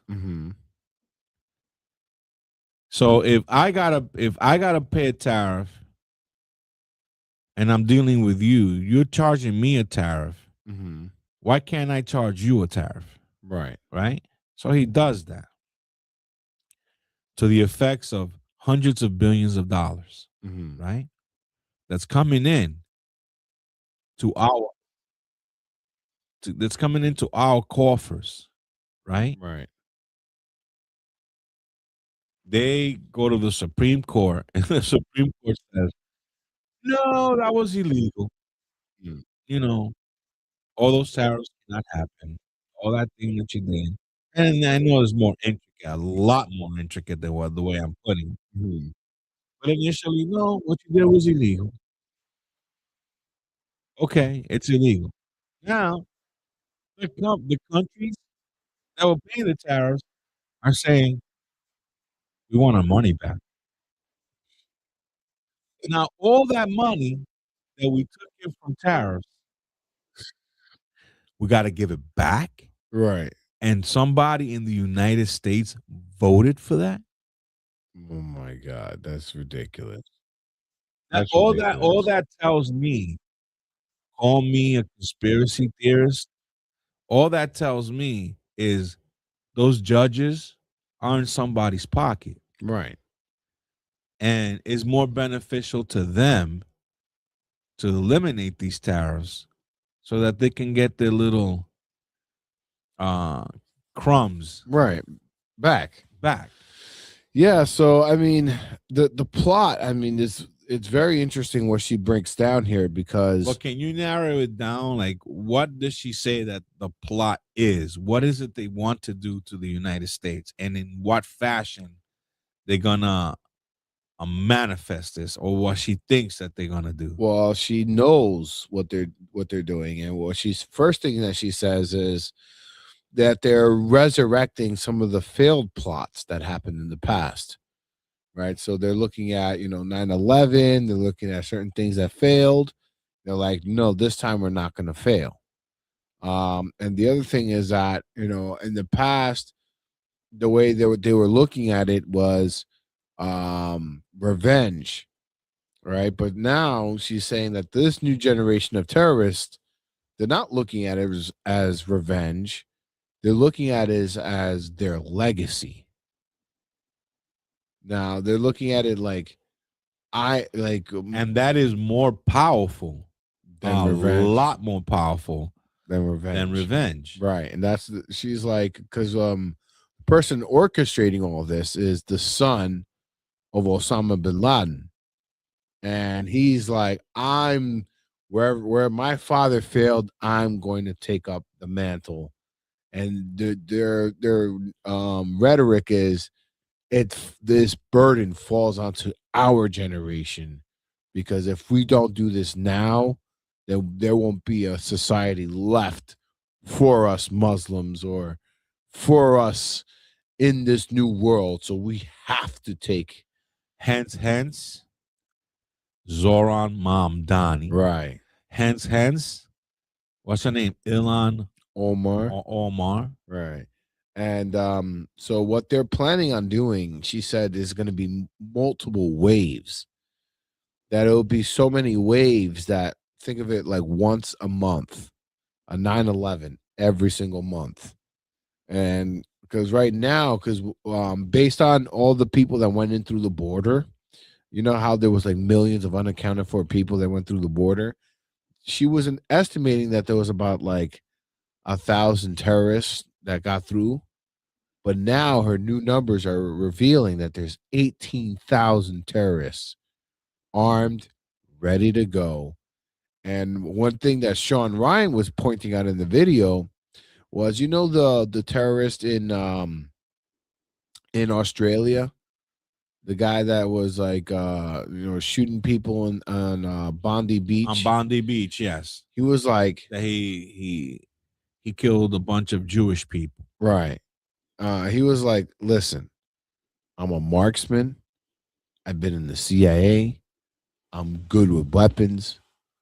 But this guy that was wielding that bolt action rifle, he's like, that guy has some serious talent. He's like, not even I can operate that weapon with such precise precision like the way he did. And I want to piggyback on that to say that about 3 weeks ago, I did a deep dive on the Mongol Empire, Mhm. you know, Genghis Khan and Kublai Khan, all his lineage, right? And you'll be surprised the amount of territory that Genghis Khan, now it's not Genghis Khan, his real name was I forget how you pronounce it. It's not Genghis. It's Genghis. I think it's Genghis Khan or whatever they his biggest weapon that made him so successful is the coordinated retreat. When he was in battle and he said, well, this battle we cannot win, he will withdraw, attack again, withdraw, attack again, until eventually he conquers. And then one of his most dirtiest tactics, this guy was a genius. He would do it again. He would attack and then he would retreat. Now, our human instinct is when you're at war and you'll be like, oh, we can't win this. We retreat. Right. The opposing side, what is their instinct to do as you're retreating? To attack. To follow you. Right. Right. An attack. Yeah, like you're retreating. We got him now. He already had done this a couple times to escape. And then they think, oh man, we got rid of him. And then they come back. They retreat again. Oh, see, they can't deal with us. He comes again. Right? On the final attempt, they do the same thing that they always did. Then they chase him, like they always do. And as they chase him, he's got people waiting on the side. And they flank him, destroy them. Then they just walk right in. And this is what the terrorists are doing. Right. They try, they fail. It's trial and error. Well, that didn't work. Right. Why didn't it work? Because you think, well, that's a very good point, because she mentions here, she goes, you know how now when you go into the airport, you got to take off your shoes, right? And the main reason for that, you know why, is because of the shoe bomber. Yeah, the shoe bomber. So now recently, so what she was saying is that they looked at it, they're like, damn it, we got caught with the shoe bomb. But they kept working it. Yeah, kept working it. But the thing is, it is the diabolical thing of this tactic. They try the shoe bomb. If it works, fantastic. We got our the plan worked. Right. But they rather fail in the attempt to collect the data around how it failed. And then they get stronger. Right. So here's what she was saying. She was saying that with the shoe bomb, they're like, coño, it didn't work. Right. So they kept perfecting it. But it got to the point where the TSA, they started checking their shoes. So they're like, they made it perfect. But they're like, what good is it in using this when they're checking shoes? Recently, the TSA was like, you know what? It's a hassle for everybody. We're going to stop checking shoes. And now she's like, the Taliban's like, yes, we got them. We got this tool that has been sitting on the shelf for a long ass time, But they're like, because they were waiting for, well, there hasn't been a shoe bomb in decades. This doesn't seem to be like a legit threat. And when they did have one, we caught it. But she was saying that they have undetectable, that not even dogs can catch. And that's where she was like, and now that's one of the things. But she was saying, so imagine this. Send the guy with the shoes again. Fuck, the dogs picked it up. Failed attempt. The dog can still smell it. They go back. How do you think the drugs get in here? Right. So she's saying, for Christ's sake, they had a guy with a toupee. A toupee on. They caught him eventually, but you know how much drugs he must have, all his cronies must have got in with that toupee before they actually caught it? Yeah. So they just go back, recalculate. The whole Genghis Khan, the whole Genghis Khan thing. You try, you fail. You try again, you fail. You try again, you perfect it. Yeah, you perfect it. And then once they comfortable, they're retreating again. Let's chase them again. Boom. Right. So that's where they are right now.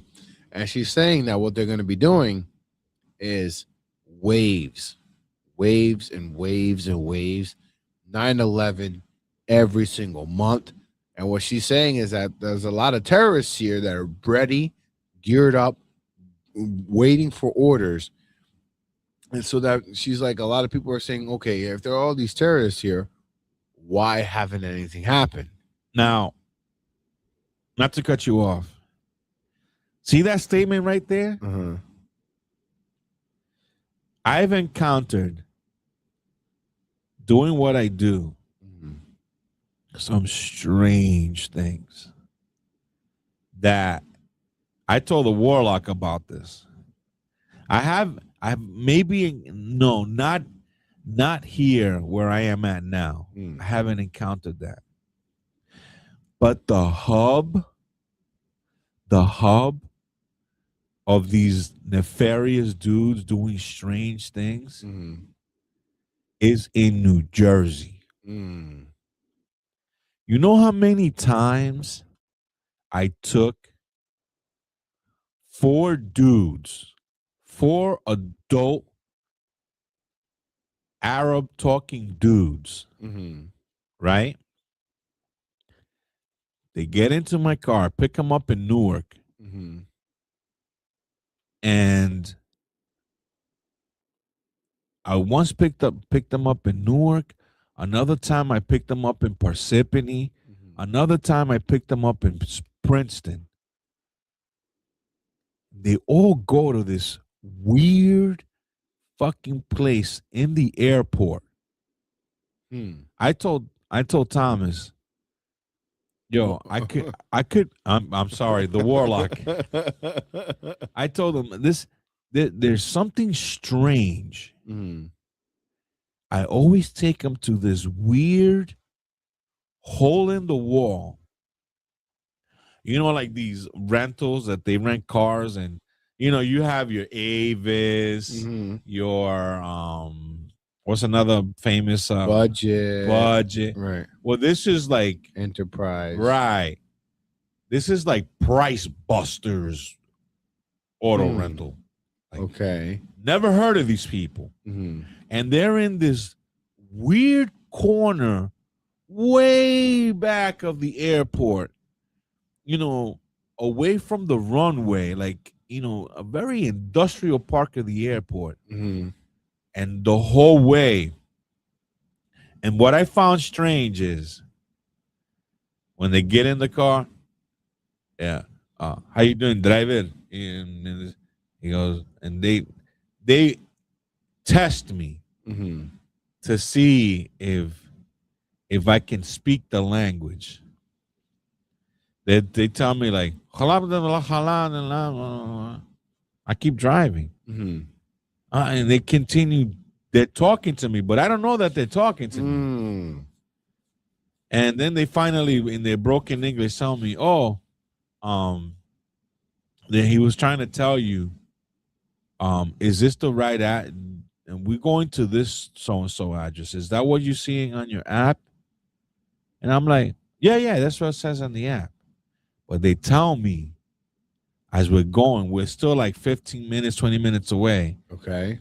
In their language to see if I understand. The minute I be like, "Oh, yeah, it's," then they get into some deep conversation. And then I always drop them off in this weird rental place. 4 dudes. They're not going on a trip. They're always, and it's weird the way it's like, there's not really an entrance. You see like this weird rental company. You cannot go in, and you see them like going in there. And I told the warlock, I was like, if I were to say there's something strange going on here, and you see what I've seen, you will say the same thing. But I believe this is their network.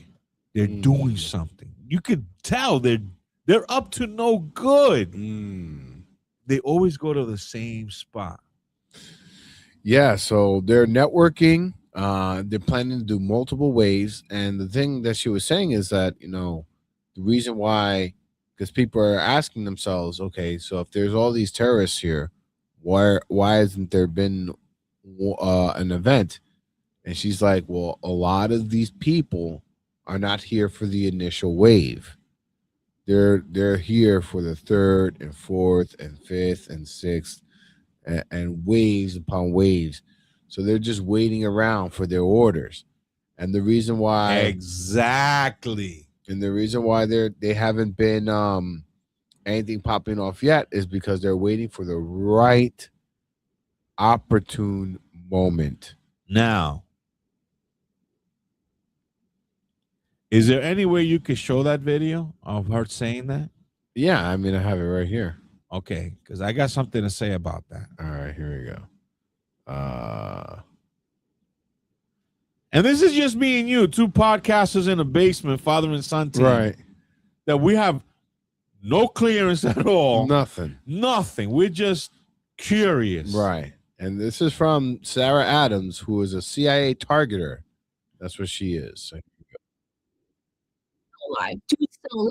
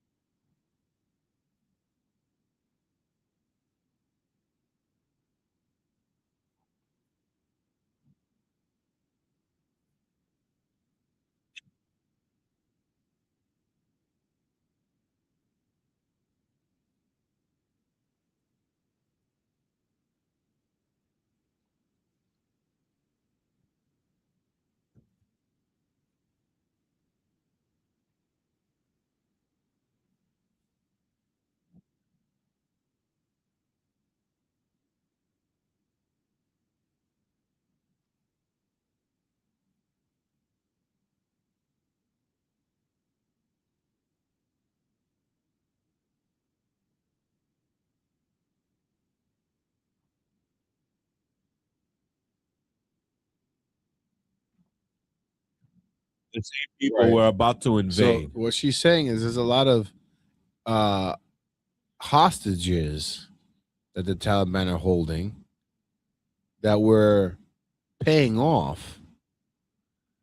If you want to hear that, I can go back, but that's what she's No, tell me what you were saying, because I heard it, but let me see your interpretation. yeah, so she's saying that there's hostages that we're paying off, in addition to the fact that we're paying them right? We're paying the Taliban already, and they're taking hostages, right? So that's his argument. That's why he was saying that it should have already been dealt with 2 years ago, because they have hostages, and we're paying them, right? So it's like, So you have initially, hostages, there's no payment. right? So initially, we're paying you to have that hostage, right? We're paying you to keep our people held captive. And then if no, it's like we're paying you, and in addition to that, you're keeping our people hostage, and then we're paying you to release them on top of that. And you don't release them. It's just unbelievable. So what I was gonna say was that they know how far, because of their trial and error, how far they can push this. Because their initial goal is they're famous for breaking you. You know, Donald Trump looks at himself as the quintessential negotiator, but those terrorists, they're the number one negotiators. Why? Because you have one hostage that their families in the U.S. are like, please, our loved one, we need to have them released, please. And the terrorists are like, yes, keep begging for his life. Even though they're paying you a weekly, they're paying you to have them released. They still don't do it because that's not what they want. What they want is, we got Joe Blow in custody. You want him? We want you to release 100 of those rapist, murdering bastards that you got from our crew. You release 100 of them, we'll give you back your guy. And we've done it. Yeah. So they know. We did it for Brittany Griner. So they know that their tactics work. So why would you release them because they're giving you chump change? Right. To these people, this is what, again, this is me, my opinion. I don't know anything. But I feel that these people have no regard for money. They don't give a shit about money.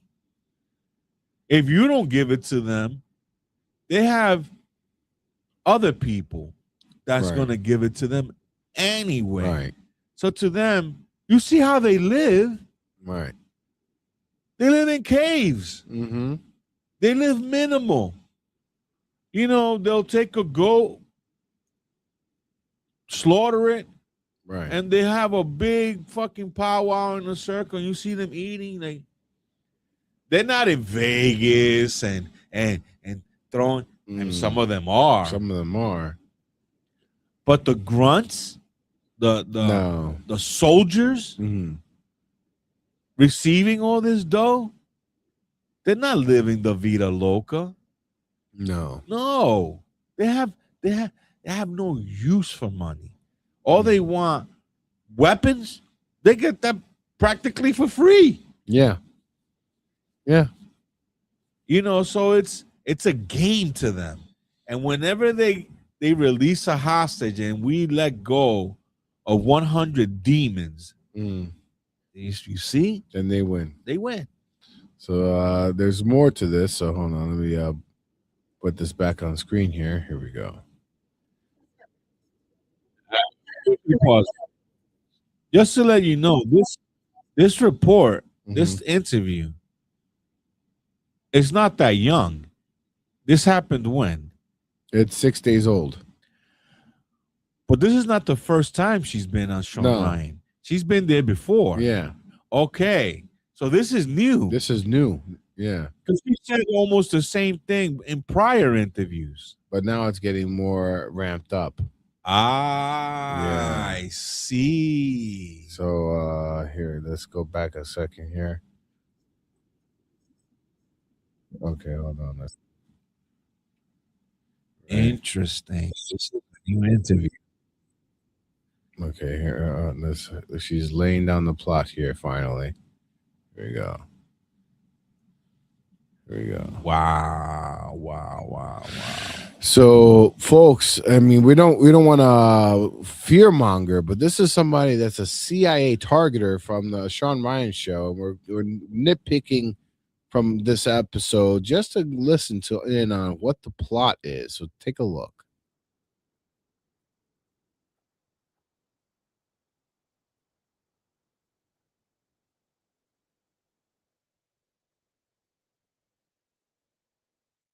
Okay, go back a little bit here.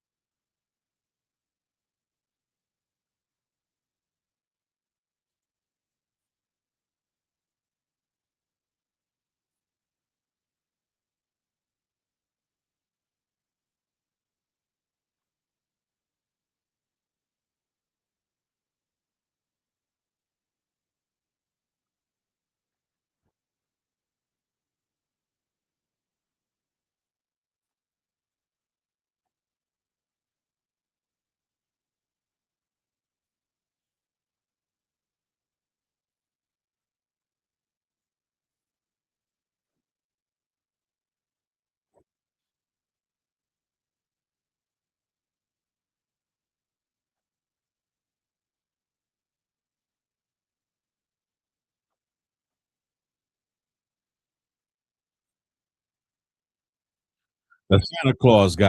The Santa Claus hat.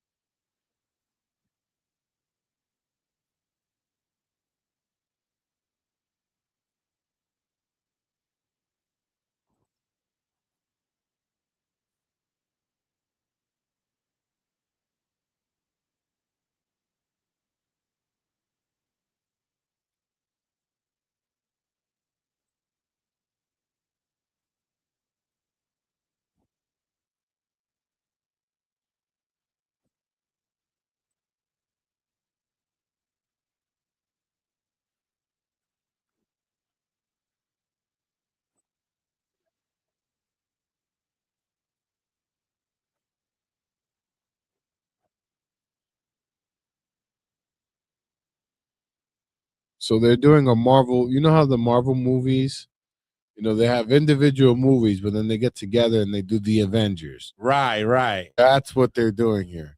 There's this guy and his terrorist thing, and it failed. The end of his movie is they got thwarted. So you remember that guy from this movie? Well, he's back. The Justice League. Right. Of all the Suicide Squad. Yes. Exactly.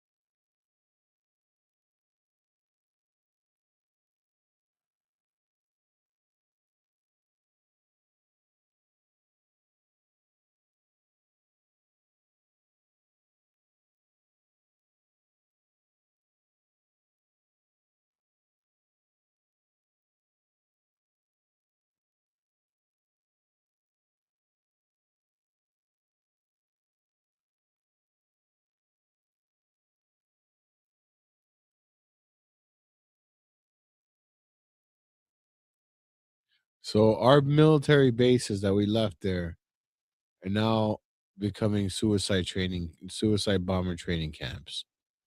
Yo, that's insane. So That's insane. I mean, could you imagine the anger, the fury that these military veterans must feel? That they were fighting they had brothers and sisters and friends and family die, and now they're just occupying their base And experimenting. and plotting again. Yeah. If you want to get a little bit more, and then we can move on.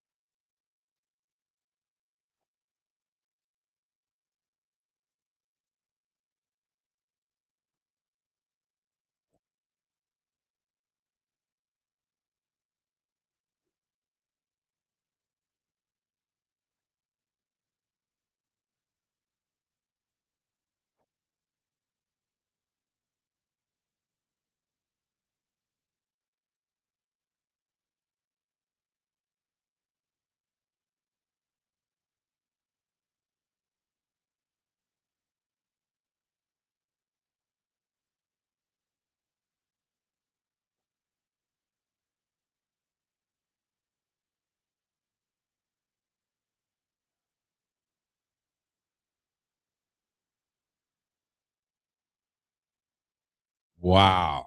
Yeah. So it's interesting. This is a 6-day-old interview. Yes. Right? Google terrorist plot Nevada. Okay. Holy shit. Holy shit. Yo, she is right on point. Almost prophetic. Yeah, so here, CNN. Here we go. So officials investigating terrorism. Oh, I agree. Of course, you gotta agree to terms and use. Officials are investigating terrorism related event after driver rammed into Nevada power substation.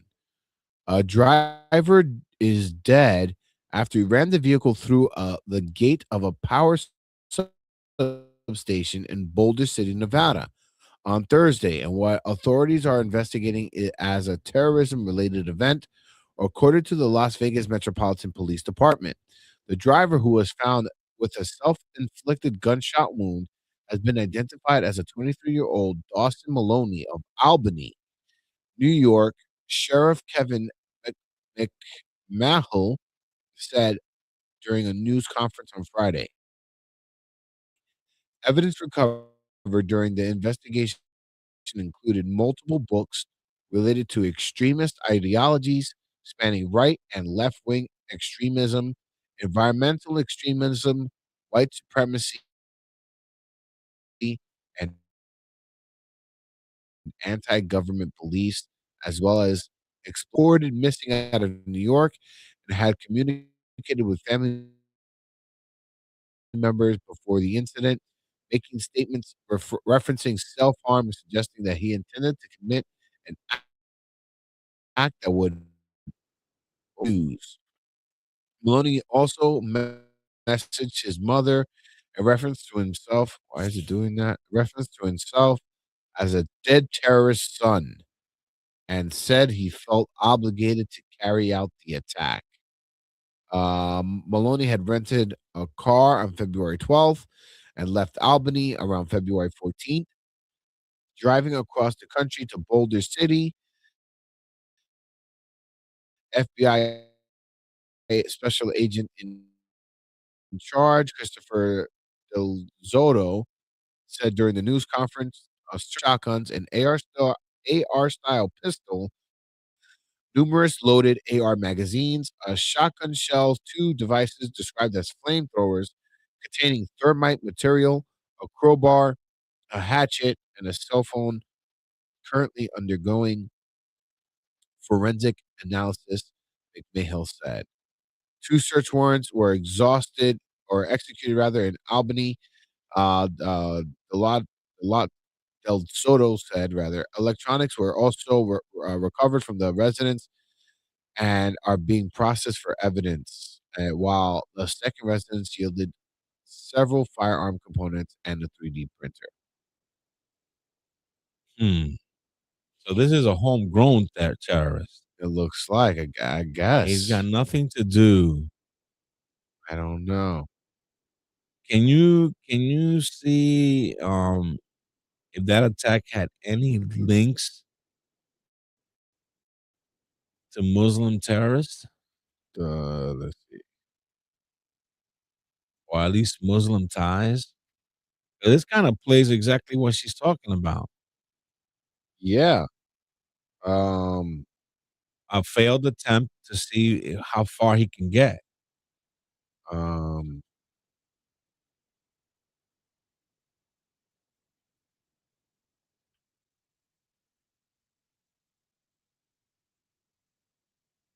We're living in some interesting times, let me tell you. Yeah. So I and the fact that that she's saying all this and all her research, and the FBI is just putting their fingers in their ears and they don't want to hear anything about it, is ridiculous. So no, it doesn't seem like he has any association with the Muslim or Islamic community. Interesting. Yeah. Somebody's supplying him with those weapons. Somebody. And he said that he had to. For what? And why Nevada? That's interesting. To drive from New York to Nevada on a whim because you had to do it. That doesn't make any sense. And what was his initial goal?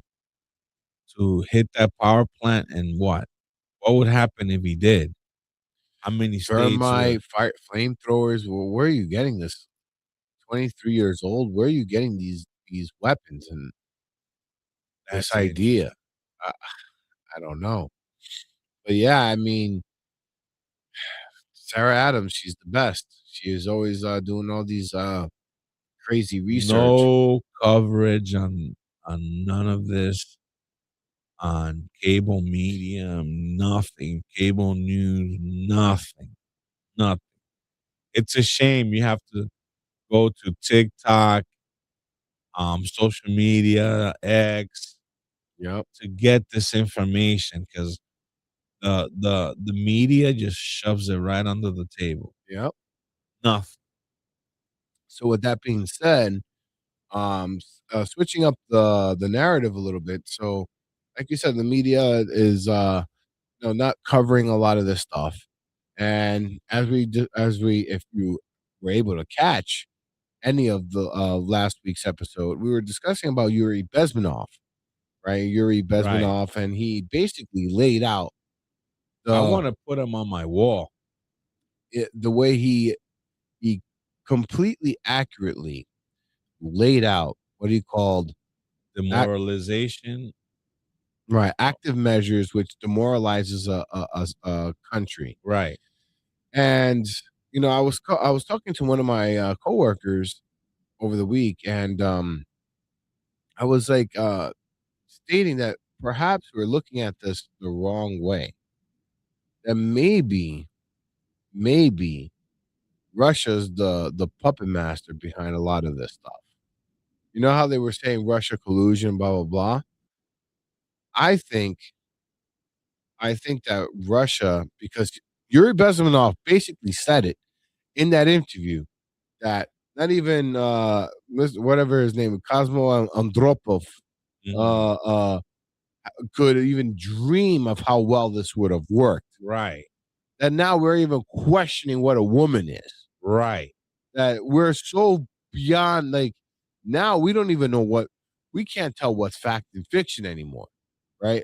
Especially with AI. Forget it. People don't even know what the hell they're watching anymore. Right.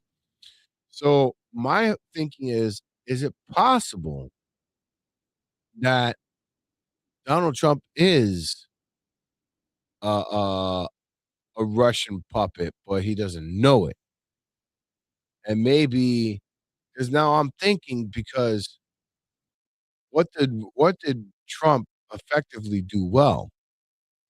Demoralize us even further, because you have the Trump derangement syndrome, right? So I feel like, maybe he's being played, and maybe we're under a Russian regime and we're not even aware of it. I mean, that's a possibility. I mean, that's what Yuri Bezmenov was mentioning. He was basically stating a word for word. It was almost like exactly what we're going through. See, I look at it more, not so much that Russia's the architect, but more of these people that have communist ideals. Mm. You understand? Well, Because the he reason says, my basis on that is because Yuri Bezmenov is saying that people have the notion that the CIA or the KGB for Russia is doing all this espionage, but in reality, is like espionage is a footnote of what we do. What we really do is psychological warfare. right. And he's like, we're so successful at it back then that now, I mean, it's beyond imagination. So if that's what Russia is doing, they're even saying that Jeffrey Epstein, we were all thinking Mossad, but there's some links and evidence that he might be a Russian agent. He had his foot in a lot of So autos. I don't know. I think, is it possible that Russia has more power than they lead on? And part of my other thing is that when Donald Trump sat, right across from him to solve this whole Ukraine thing in Alaska, and came out empty-handed, and they just the news cycle, they're not even talking about Ukraine anymore. I mean, No, Ukraine is an afterthought that's now. an afterthought. They don't even think about it. But did anything happen between Trump and Putin? I think Trump and Putin, like, Putin just did what he was gonna do anyway. You see, there's a lot of missing pieces to this puzzle. Why?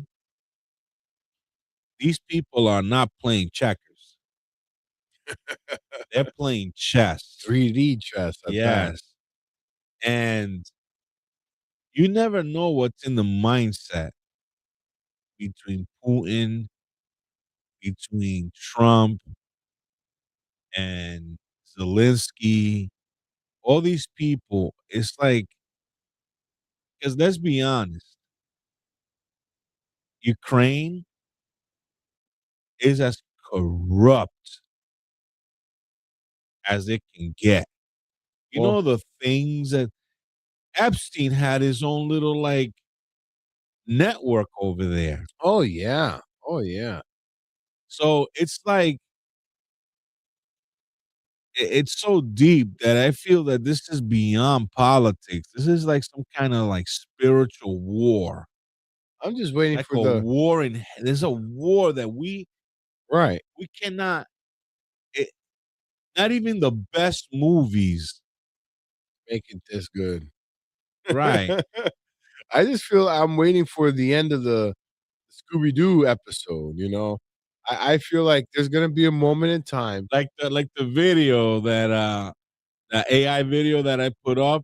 That's a quintessential Exactly. Scooby Doo moment. Right. Like You're right. Exactly. I'm just waiting for the moment where finally it's at the end of Trump presidency. He goes, "You really want to know why we have to classify these UFOs? This is why." And then you find out, and that's Putin, and that's the King of England, and then they all, you want to know where the aliens? Here we are. That's a hell of a movie plot. And they all do it at the simultaneously. You want to know? You want to? Oh, you think you can handle it? Yeah. So with that being said, speaking of movie plots, so there's been leaps and bounds in advancements in AI. I remember last time I had played a little bit of Star Wars, like a fake scene generated by Right, with Luke AI, where Skywalker. Luke Skywalker. Well, now there's this AI artist that created a a completely AI prompted movie. Just And by him describing what he wants. just by him describing what he wants. You want to see what it looks like? Sure. All right, here we go. Put this up on screen. Take a look at.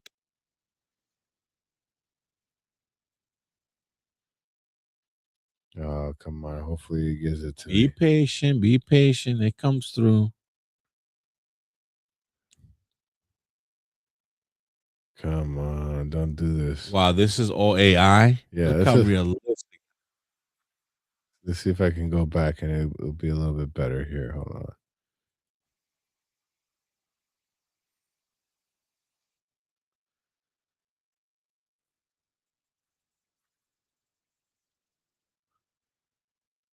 Don't tinker with it. Just let it go through. It'll catch up. All right. But just look at the scenery of this thing. Look how realistic that is. Right. This is all computer generated.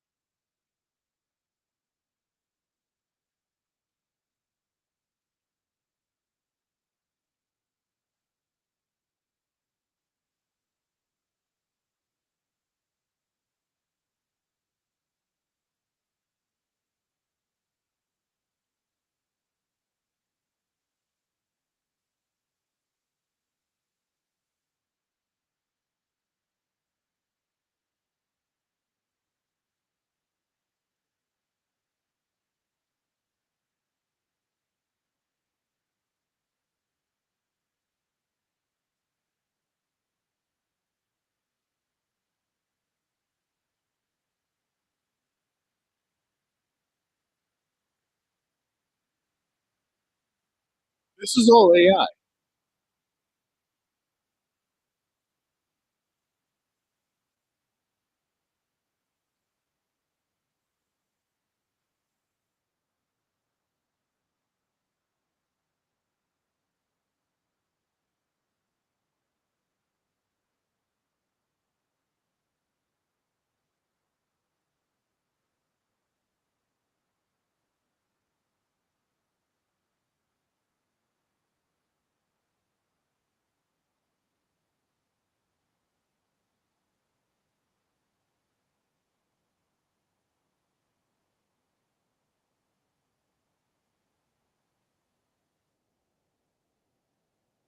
You saw the TikTok? Yeah. Look at it.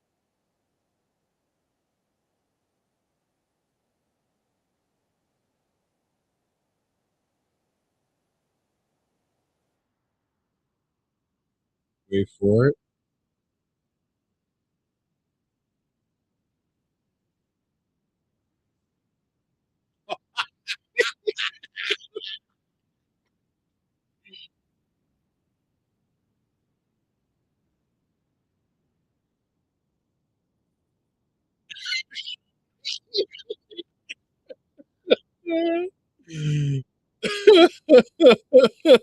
Wow. Yeah. What did you think of that? That was dope. With a cameo of Cash Patel and Trump. Wow. Holy smokes. I'm hooked. You watch the rest of that movie. I definitely will. With that TikTok there. And all. that's all computer generated. All prompts. Now, this is like obviously a paid for AI, I guess. But what's amazing about this is the visuals are stunning, right? But you see the camera angles, the way the camera's panning, right? The slow motion, the vision. Wow, it's like welcome to 2026. Yeah, right now, that person puts that promo and says, "What would you call that movie?" He calls it Apex.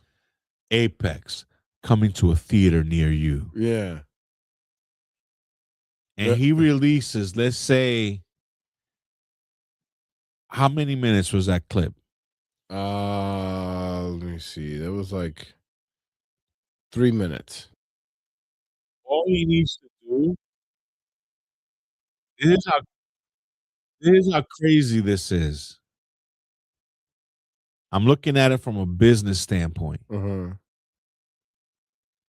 All he needs to do is a half-hour clip, which is like a Seinfeld episode. Right. Right? He can charge $20 at the movie theater, and it'll be Batman all over again. The first Batman, there'll be lines for the first AI movie. For the first day, and it's only less. He could basically make it 45 minutes. Because if it were me, if I'm the mastermind of this movie, the hell with love interest, the hell with sex scenes, the hell with politics, all that. It's just action from the moment you. By the time the movie's done, you're sweating bullets. Like, no, none of that stuff. Those buffers that movies have, like, the B plot and the C plot. Yeah, like your child is missing. She's been abducted, and you're looking for your child. Everybody's looking for the child. But yeah, you got time to shack up with a dude, make love to the dude, wake up in the morning and be like,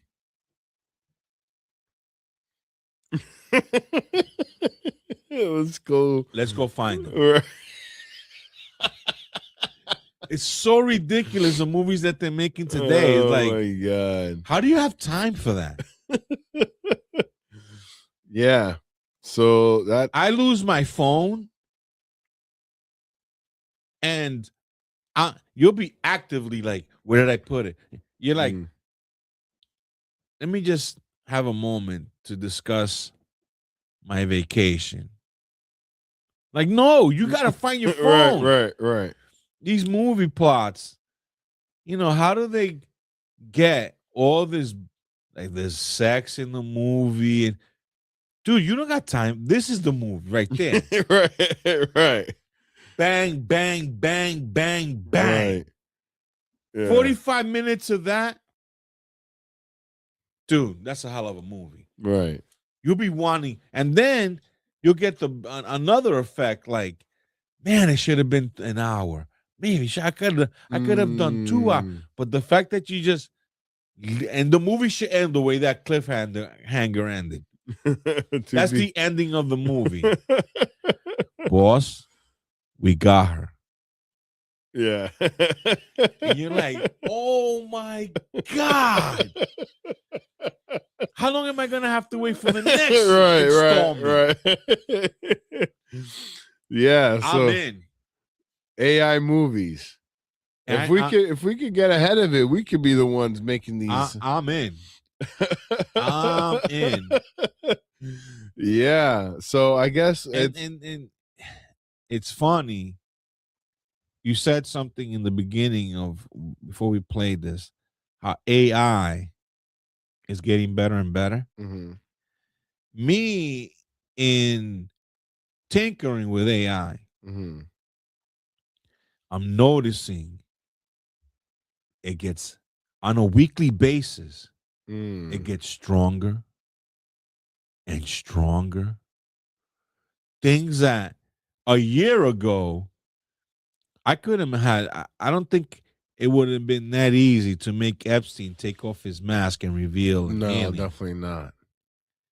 Now it's available. Mm-hmm. And I heard something quite scary about AI. AI now, it's perfecting itself. Right. It's reprogramming itself. Yes. It's like back in the day when you were writing code, right? I'm not saying you per se, as us as a civilization. We're writing code. We do this code. We're making this program, and then you run it, and you're like, "It's good, but it could be better." You go back. It's almost there. It's good, but it's not perfect. You go back. AI now is perfecting itself. No, it's deeper than that. It's perfecting what is already perfect. They're rewriting what perfect is. Oh my God. So it's constantly generating a better version. It's never satisfying. It's never perfect. Wow. Can you Google that? AI. Yeah, I believe that's right. Hold on, let me see. Perfecting itself. Yo, this is amazing. Let's see that was AI. Yes. So wow. Refers to push to integrate artificial intelligence into state infrastructure. Let me see. No. I'm sorry. That's an amazing video. Wow. And you could tell that it's an AI movie because there's a little lacking of humanity. Right. You can tell. understand? Yeah. Being that emotionally, it's doesn't have that human quality. Mm-hmm. You understand what I'm saying? Like, and also it made some mistakes. The Tesla's like, Right. Yeah. The Tesla doesn't do that. Right. Exactly. But it would sound great if it did. Exactly. You know what? Elon should just throw in a speaker. Yeah. Make it sound like that. Make it sound like that. So it says here, what you're describing is called recursive self-improvement. Yes. And as one of the 20 as of 2026, there is no longer just science fiction. It is actually happening in several ways. While AI hasn't reached perfection, it is now at a stage where it is building the tools to fix itself. The self-correction loop. In 2026, we moved away from AI just giving a single answer. Major models now use what's called a system 2 thinking. The process, instead of just blurting out an answer, AI drafts a response, uses a separate auditor agent to check that response for errors, and then rewrites itself before you ever see it.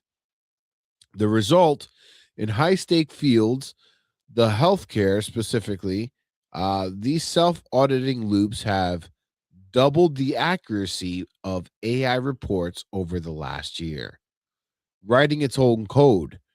This is the most literal way that AI is perfecting itself. Companies like OpenAI, Anthropic, and Google are now using AI to automate large parts of their own engineering. Automated research AI agents are now being used to identify bottlenecks in their own neural networks and suggest code changes to make the next version faster. Since we are running out of human written text on the internet, AI models are now generating their own training data, solving complex math problems, and then using. So at this point, they're running out of human made text. Wow. And I'm going to show you what that movie was compared to what, people on the lower echelon that like we're like the dredge. Right. Let me see if I can share this on the screen. And we're getting a little late in the weeds here, so we got to transition to the AM PM game show after this. Okay. Nutritional support, visit our online store at ParaminSup.com. Yeah. Yes, got my Paramid joint support, perfect for post-workout recovery. Visit us online at ParaminSup.com. Just got me Brain Boost, an essential part of my daily supplement regimen. Boost your mind and the body will follow. Peace. For all your nutritional support, visit our online store at ParaminSup.com. Yes, got my Paramid joint support, perfect for post-workout recovery. Visit us online at ParaminSup.com. Just got me Brain Boost, an essential part of my daily supplement regimen. Boost your mind and the body will follow. Peace. That's AI. Wow. That's me just tinkering with it. And then this right here. Power your body, power your mind. Cut. Power your body, power your mind with Paramid. Cut.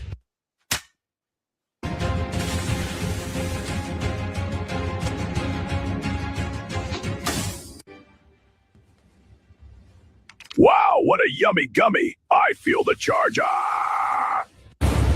Power your life with Paramid supplements.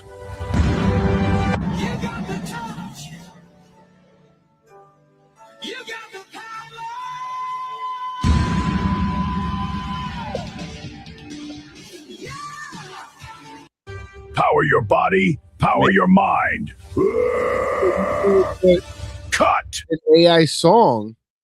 Yeah. With Paramid, using that exact same song that you put and just use Paramid as your lyrics. Yeah. It's like it's insane what you can do And this is all Grok? That's all Grok. Wow. That's all Grok. And I'm doing it free through Grok. Wow. I'm not paying for it. I'll give me see. So I was thinking, these aliens that come from distant parts of the universe, they might have technology that defy the physics and the science that we know. Did you add the music or it came up with the music? Well, I love your laugh, by the way. The music I added, I get the video and all the effects and all that, and the audio I just added through a little app that I have, and I direct it through there. I just piece them together. But it's amazing how much we are able to do now. It's that used to cost Hollywood studios thousands and thousands of dollars. And that is completely AI generated. The only thing that's not AI generated is our logo, the Paramid, that I put it in. Right. The graffiti, the headphones, the movement. I just told her, this is what I want you to do. And boom. Amazing. It's incredible. Totally amazing. Now that's that video. The other one with the girl, I just told her what it. There's no. I didn't add no audio to that. That's all Grok. And it's funny because if that's what without paying for it, that's what's available. There's people out there that are completely head over heels in love with an AI generated woman that is like their AI girlfriend, that they could do all kinds of whatever. I mean, let me give you one more before we go to the AM PM show. Let me see if I find it. I don't think I published it as part of no, I didn't do it. I put it on the stories. But yeah, I made myself into a gladiator. Yeah, you saw that. Right? Yeah. And that what it said? It was all Grok. It said all that by itself. Wow. That's crazy. So I'm like, man, I would watch this guy. Of course you would. It's like unbelievable. Yeah, it's unreal. It's so AI is so crazy that now what's in the works is a post-mortem program with AI. So, for example, Black Mirror. Yeah, so like if I'm so inclined, right? I get this AI program, and if I perish, it'll take all the pictures, all the videos, every comment, everything I ever posted on all social media, and it'll give me life. Right. And I'll be posting. I'm maggot food, pushing up daisies. Right. And I'm still posting. And you see the videos that you do. Imagine Joe Rogan, who gets these videos. I don't know if you ever saw this one. Look at. I constantly gotta scrutinize things I watch with Joe Rogan because I'm like, is this AI? And some of them are really good. But like when I'm because he put this on his podcast because he saw it. But with Joe Rogan, it's like for you're putting in the prompts, right? So you're the one doing it.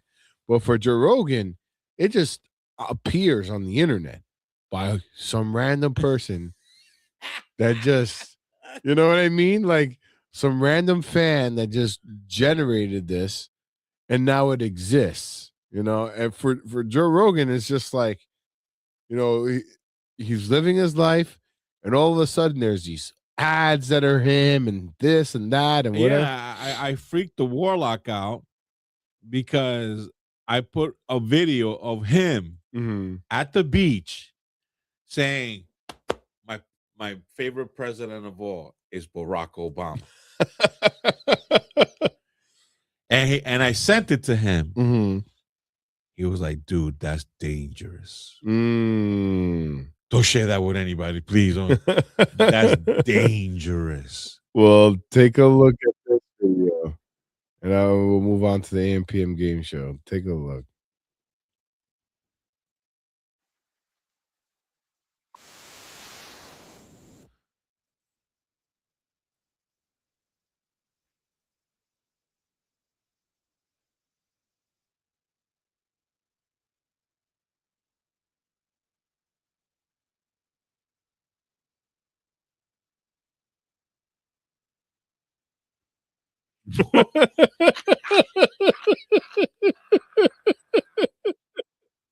Play that again. This is dope.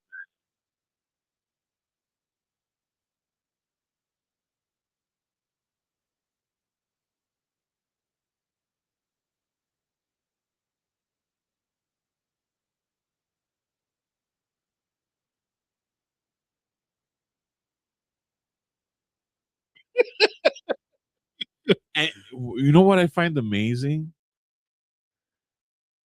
How it got Joe Rogan's perfect height, right? His build, Mm-hmm. Keanu Reeves' perfect height, right? And build, his voice. Mm-hmm. Yo, that. Imagine waking up, you're Joe Rogan, and you're like, what? Right. Right. Or somebody sending this to you and you're like, what? And it's viral or it's going around, or you just happen to bump it. You're just scrolling and all of a sudden you see an AI version of yourself.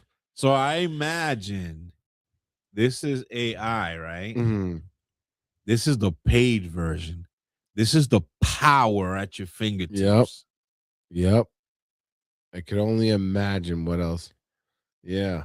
Because, sometimes. And, there's a lot of people out there that they'll take, if they have money to invest, they'll take like $1,000 and they'll tell AI, double it.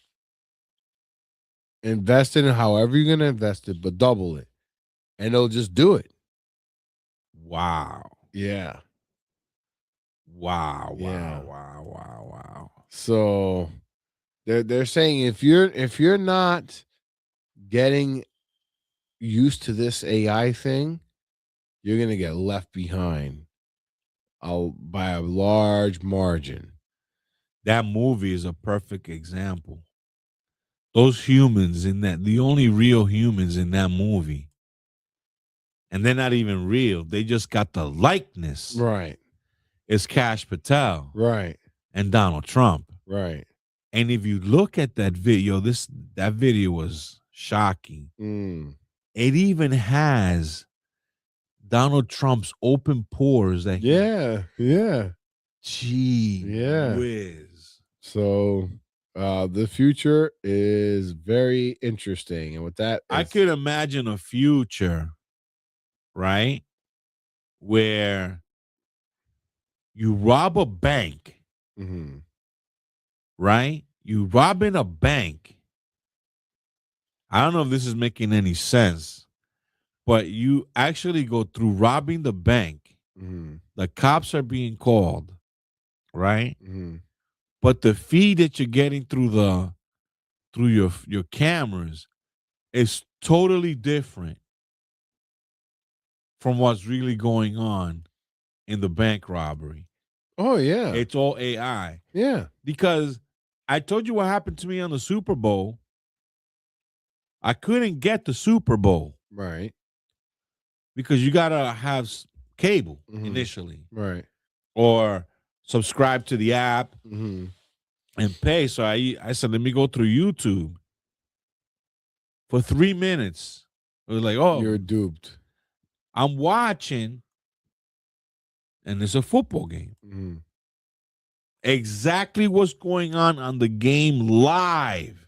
How do they do this? I don't know. But this shit is live. It's as you see the guy running and the sack of the quarterback. And then Julie was like, oops, my wife says, wait a minute. We're not watching something real. This is like some kind of animation. And I really had to strain. Oh, man. And I was like, oh my God. We're not watching a live. And you see the coach, like, and I was like, this is not real. I go to another page. There were like 4 pages. Wow. One better than the other. I was like, yeah. And you know, what I should have done was to see if they showed the halftime show. I didn't stick around for that, but that would have been interesting. Did they have an AI version Bad of Bunny show? That would have been interesting. But wow. Yeah. Technology, it boggles the mind. I can only imagine when my daughter's my age. Oh, good luck. Oh, wow. That's another aspect of the technology that it's really gonna affect our youngins because of bots. These bots and all these things. Yeah. Yeah. You know, they're very, you know, even creativity. I mean, your brain morphs around what you don't do, you don't use anymore, right? So I heard something. I was listening to this guy, and I think his name is Walter Sterling. Okay. He was on WABC radio, and his daughter just turned 14. She turned 14 on Valentine's Day. She has been waiting all her life for this day where she was born on Valentine's Day and she's going to be 14 on the 14th. Right. Right. Now she's autistic. She's her thing is calendars. Okay. He says that she's obsessed with dates of calendars. Like she could tell you almost every holiday what day it falls on. Every aspect of a holiday. If she concentrates on a calendar, she gets it. So one day she gets home and he said to her, so-and-so, let's say her name is Mary. Mary, what's your homework? Did the teacher give you homework? And she's like, yes. He goes, can I see it? And she said, no, I don't want to show you that. I don't want to show you your homework, my homework. And he insisted, and she ran and she hid her books and her homework notes and all that stuff. And he was like, why is she reluctant to show me her homework? So he goes, okay, don't show me the homework. Let me see what you wrote in class. She wouldn't do it at all. So as a responsible parent, he obviously is like, why is she hiding her work from me? And he goes, and I'll tell you right now, I'm sort of like complicit in what happened, because it's really like the first time like I actually started like wanting to see what she's doing in class. Like, let me see your homework. So he waited for her to fall asleep or whatever. He goes, and then I did the thing that I don't recommend anybody do, is like either going to somebody's phone and check what they're looking at, going to somebody's diary and see what they're looking at. I knew the caveat of doing certain things like that. but I had to know. So when he opens up her school book, where she, her notebook, all he sees in her notebook is drawings and scribbles of her drawing. The whole school year, she's been drawing. And it dawned on him, there's not a single word in any of the books. He goes, I think my child does not know how to write. He went to the school. He goes, do you know that my child does not know how to write? They told him, yes, she does. She's writing every day. And he's like, well, you've been duped. What you think she's doing, because she's very clever, she makes it look as if she's writing words, but she's really just drawing. And I've tested her. She doesn't know how to write.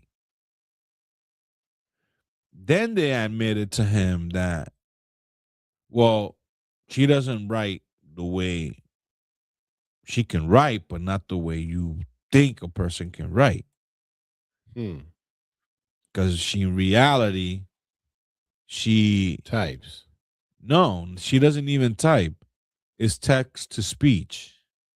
And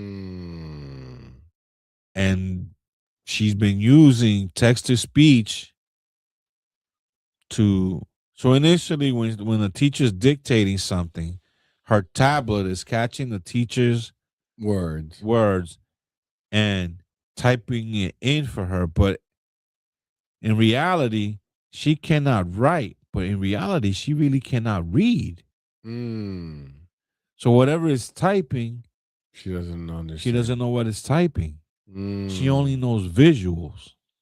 And then he found out that what she was doing was the things that were being typed on the tablet, she was filtering it through an AI so that she could have pictures.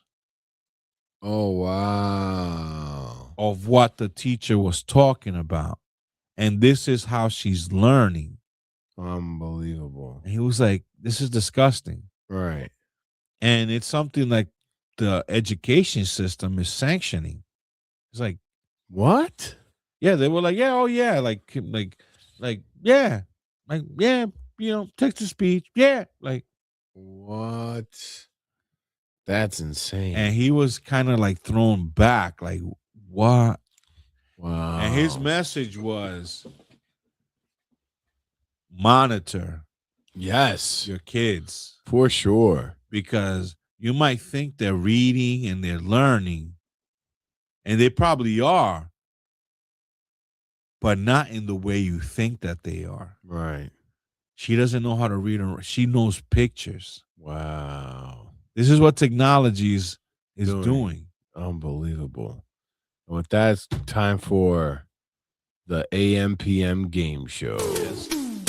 Welcome to the AM/PM game show, where Pablo and Ernesto Morado attempt to determine what is going on in a video found online. Using only their ears and their third eye, the host will make a guess on what is going on. If the host gets guesses correctly, they receive $20,000 of a fiat currency that no longer exists. So what do you say, folks? Shall we play a game?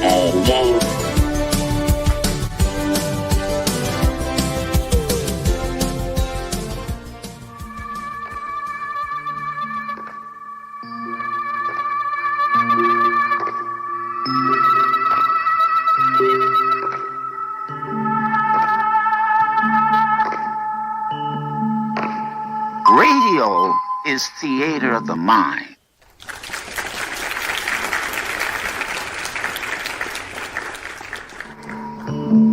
Radio is theater of the mind.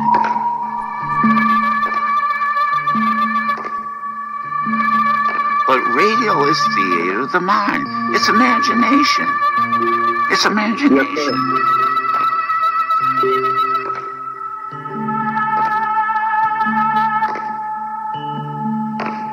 Radio is theater of the mind. So the AM PM game show. That's right. Welcome to the AM PM. The way it works, either Pablo or myself plays a video clip, and if I play it, Pablo's not seeing what I'm playing. He's just listening. And through theater of the mind, not using AI, but just through his brain power, almost like remote viewing, he has to discern what is going on that clip. That's right.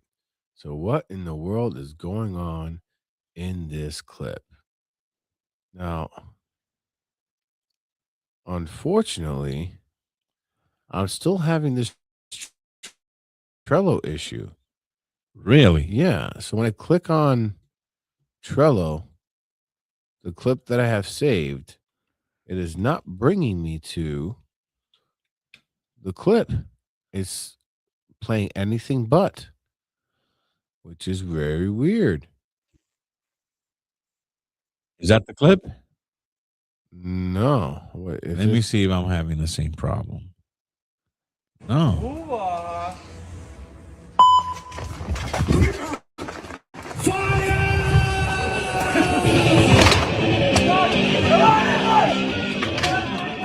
Так, хто буде на п'єдесталі пошани, вже зрозуміли. А хто чемпіон, не зрозуміло до тепер. While you figure out your problem. Was that my clip? Yes. Okay. Would you like to hear it one more time? Play it one more time.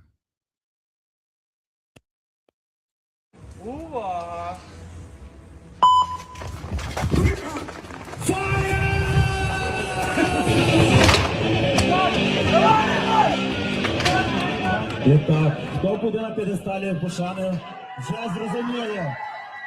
А хто чемпіон, не зрозуміло до тепер. Отже.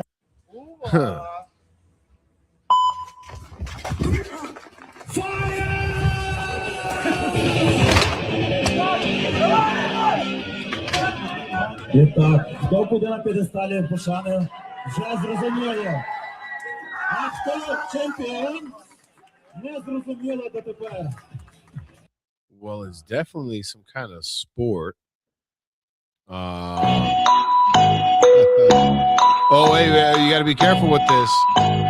You might get banned on just this alone. Oh, really? Yeah. We might get banned on this alone. Even though it's on a soundboard?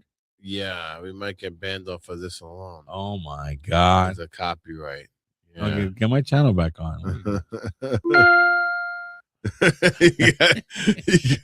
You got to be careful. I mean, we can get banned for just about anything these days. So you got to be very. You really want us? You want us to get banned? So, I gathered that it's some kind of sporting event. Last time you showed me toe wrestling, right?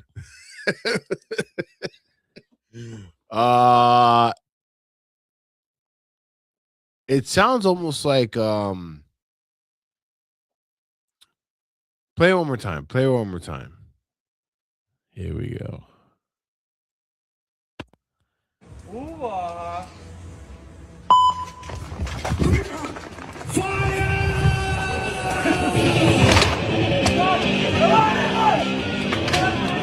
І так, хто буде на п'єдесталі пошани, вже зрозуміли. А хто чемпіон, не зрозуміло до тепер. Now, there's a big clue in that. It sounds like a skateboard. That's what I get. It sounds like a half pipe kind of competition. Okay, that's what I'm getting from this. So that's that's what I'm going to say is my final answer. It's a skateboarding event, some kind of skateboarding competition. So is that your final answer? That's my final answer. Yes. Okay. You want me to share the screen, or you want? Yeah, you're gonna have to share your screen because unfortunately, Your Trello's giving you issues. yes, I'm still finding my original AM PM game show clip here. So in the meantime, if you could just share your screen, I'll put it up on stage. Okay, let's see. It's so insane. Like, what's the purpose of this Trello if it's not gonna show me what I saved? I don't understand what's going on here. All right, you ready? Yeah, I'm ready. All right.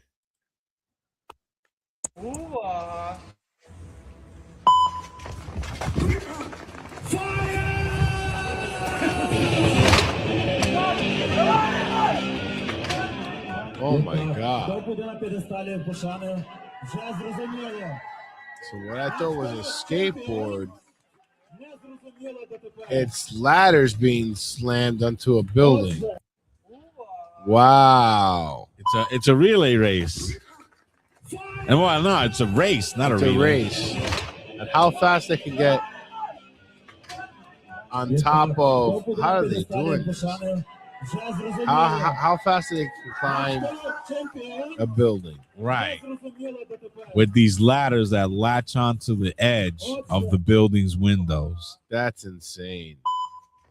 Well, I definitely got that one wrong. Wow, I was imagining skateboarding because of the sounds, but unfortunately, I got it incorrect here. That's right. So let's see. I'm pulling up my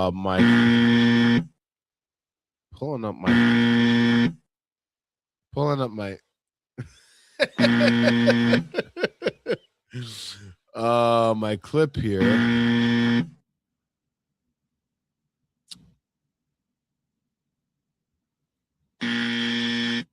Yeah, what the heck is going on? Bear with me.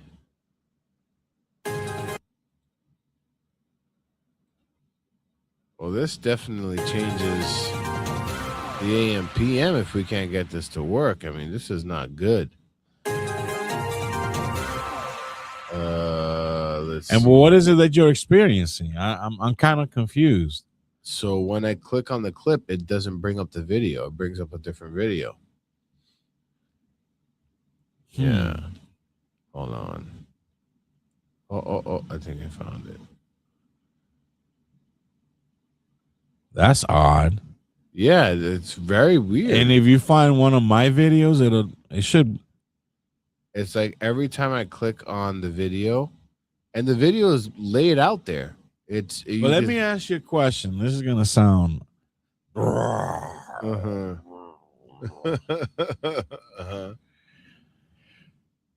My Trello and your Trello are different. Like, what?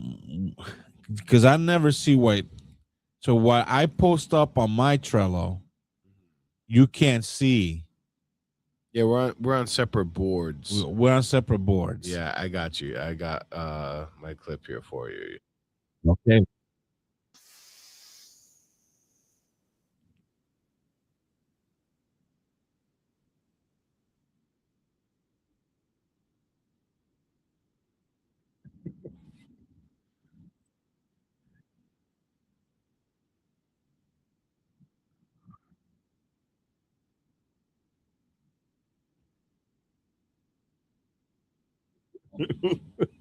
What is going on? One more time. All right, here we go.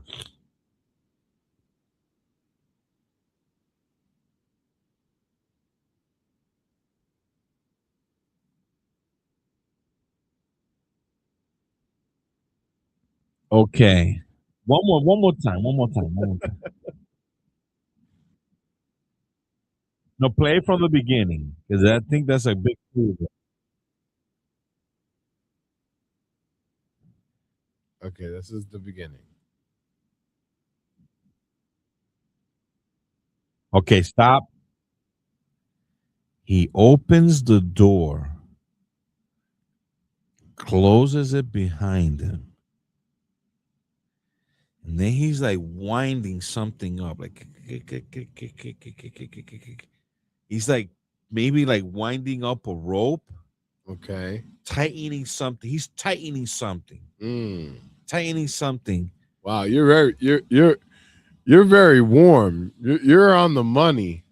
He gets in a car. And it sounds like he slams a door behind him, and then he's like,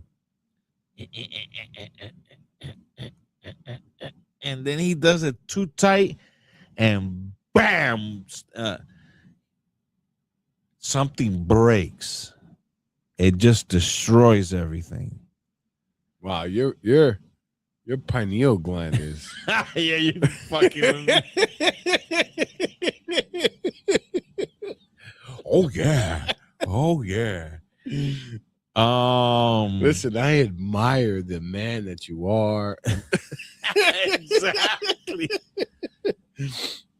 You're the best thing since sliced bread. No, but in all honesty, your noodle is bacon.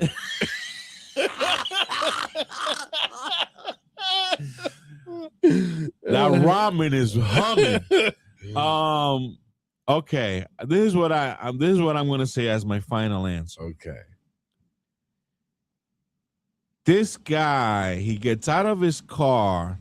He's like on a flatbed truck, and he's tightening up like the load on the back of his car. Like he's you know how they have like a winch Mm-hmm. to like to put like a strap in the load, and it's like a big load, and he straps it on so tight it snaps, and boom, everything just fucking discombobulates. All right, that's your final answer. Yes. All right, here we go. Oh, hold on. Let me get back. All right, now. All right, here we go. So, what in the world is going on? I'm curious to what this is. There we go.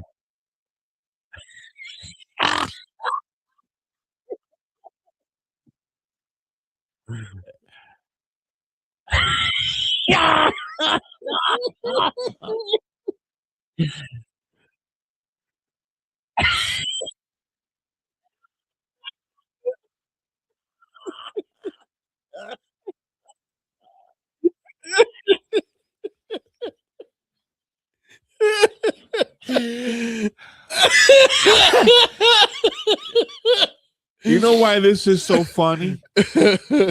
You found yourself in that position before? Yes, not to that extreme, but when I go into my sunroom, there's like one of the slats of the wood. It you gotta be careful.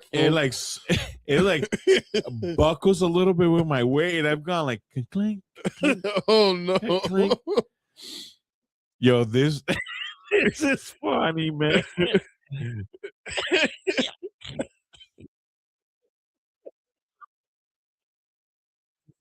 No, the caption. My guy just wanted to fix something. Yeah, I feel for him. He couldn't just continue on. Something was bothering him about.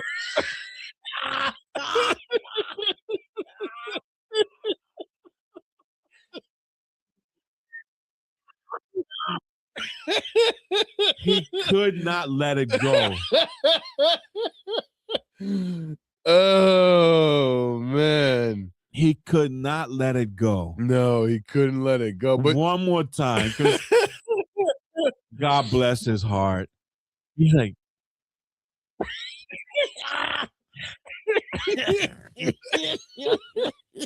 he goes down. What the hell was that? That it just. You know what? Don't stop it right there. Uh-huh. I'm experiencing something in my car, right? And it's kind of reminiscent to this. Mm. You know, my car is fairly new. Right. 2019. And when I'm driving, I'm going over bumps. Mm. I'm hearing like a rattling sound, like and it's my vent. Mm-hmm. where the heat comes out and the air conditioning, the little louvers, it's rattling. It's like, and I punch it. It's like something's loose in that vent. I punch, I tap it down and it goes away, but it looks like the bumps, the vibration brings it loose again. So I've been like tinkering with this thing. And what could happen to me is like what happened to him. I'm going to end up breaking that vent just because I can't stand that little rattling that is doing. Oh, man. So play it again. I just got to say, poor guy. Poor guy, man. Oh, man. Play from the beginning because this is the funny part. He's about to have his day. Right. You were having a good day. Yeah, he just getting out. Yeah, like play from the very beginning because this is an important part. Oh no, let's here it goes. Because what I was hearing, he's actually coming out of his house.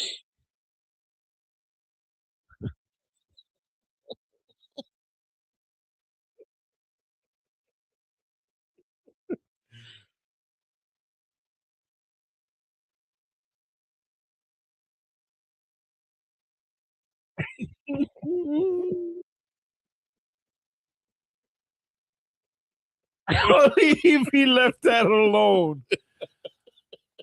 Oh my! Yeah, if you only would have left that alone, just let it be.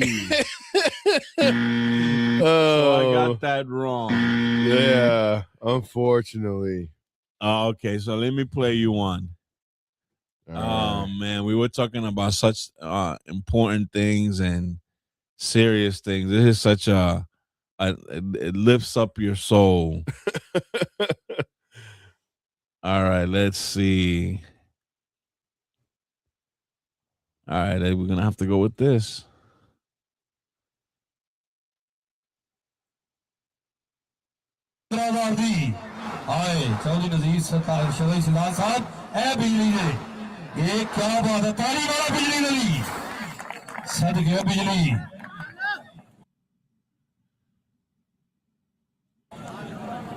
यार ए बंदे दा हिसाब लाओ कौडी खराब करनी है बस हां जी आओ लगा ही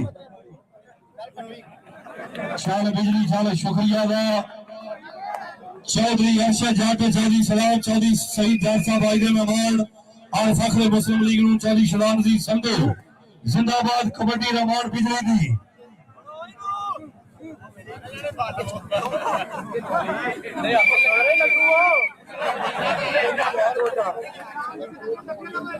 चल भी चल बिजली टाइम नहीं लगा करना आदत तू करनी पड़ी है लागे हो चल चल बिजली चल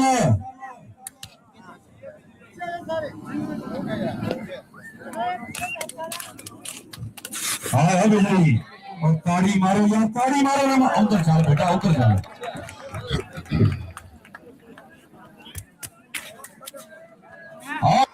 नारा वालिया आ गई ओए फैज बिल्ला ओ क्या बात है तो लगा अभी कितने गए जी हाँ जी हाँ बिजली तेरे सदके और क्या बात है यार तारी मारा बिजली गई और नारे बन गया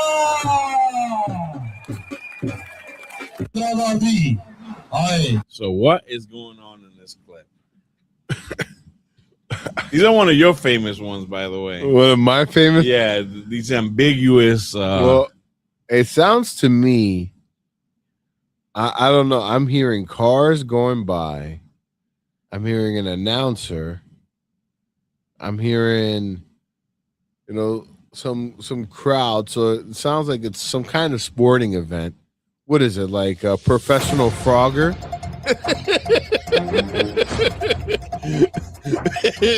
It's how to cross the street. Professionals.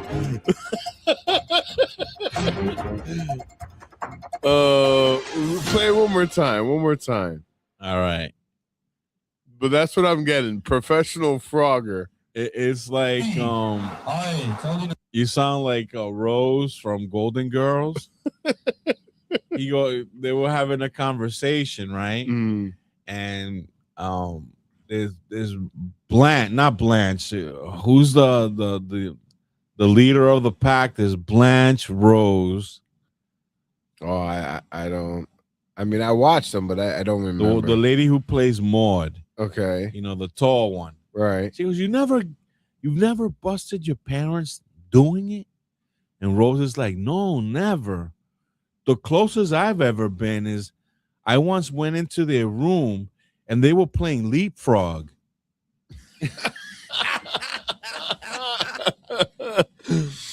Oh, man. All right, so here we go.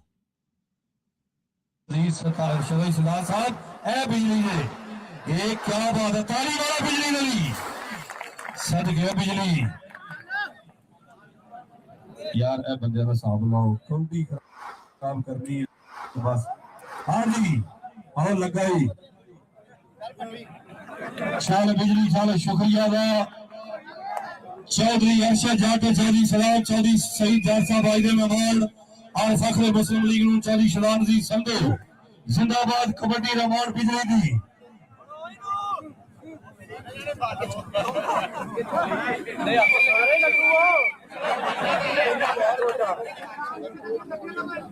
चल भी चल बिजली टाइम नहीं लगा करना आदत तू करनी पड़ी है लागे हो चल चल बिजली चल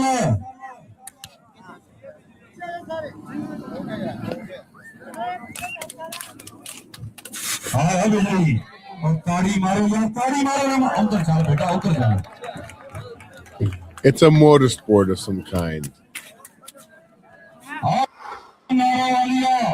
That's my final answer. It's a motorsport of some kind. I'm hearing engines. I'm hearing helicopters.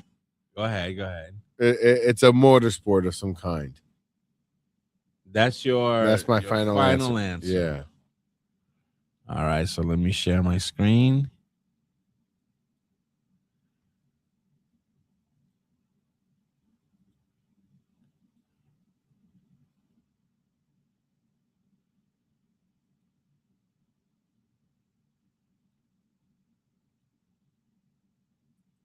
Okay.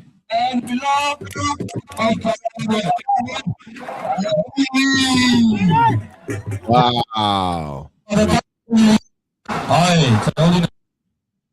Here we go.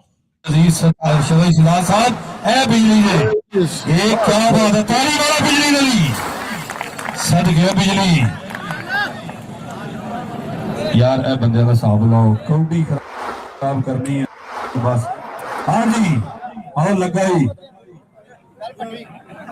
चल बिजली चल शुक्रिया दा चौधरी अरशद जाट चौधरी सलाम चौधरी सईद जाट साहब आए दे मेहमान और फखरे मुस्लिम लीग नूं चौधरी शलाम जी संधू जिंदाबाद कबड्डी रमान बिजली दी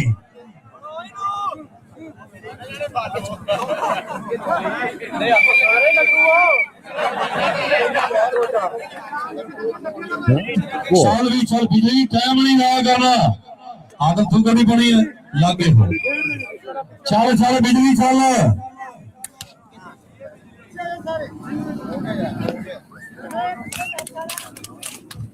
हाँ बिजली और ताड़ी मारो यार ताड़ी मारो उधर चल बेटा उधर चल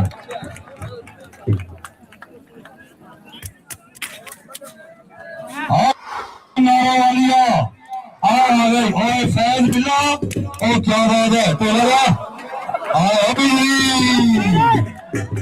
कितने गए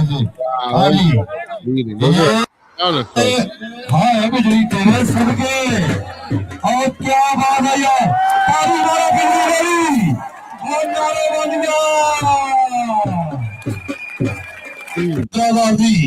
There's some kind of fighting. So describe what for the people that are listening just through the audio.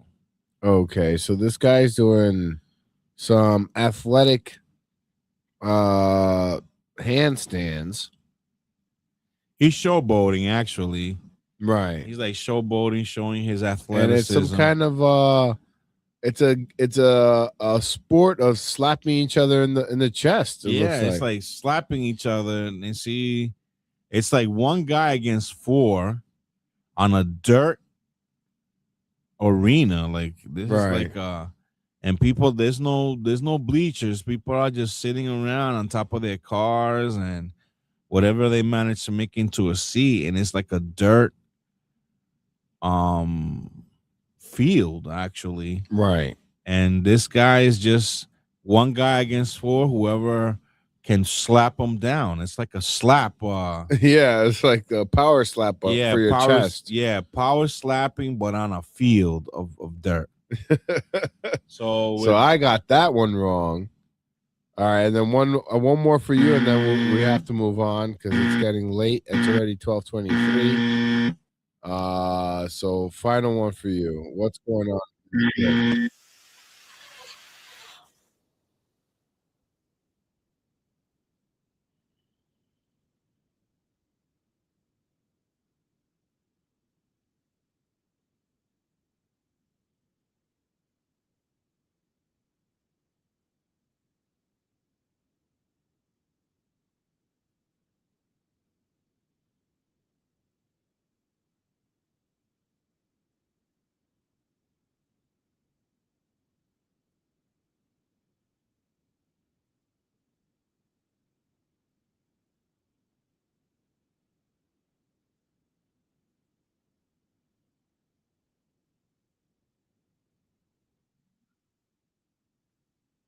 What's going on in this clip?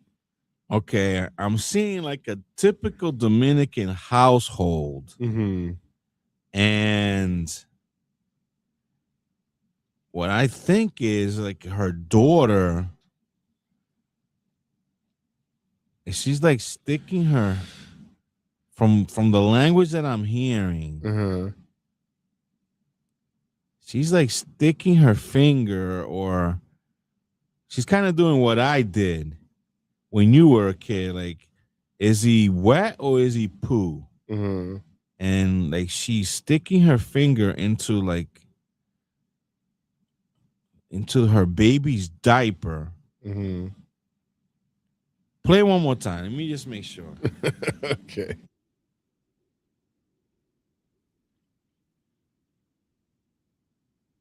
It's a baby.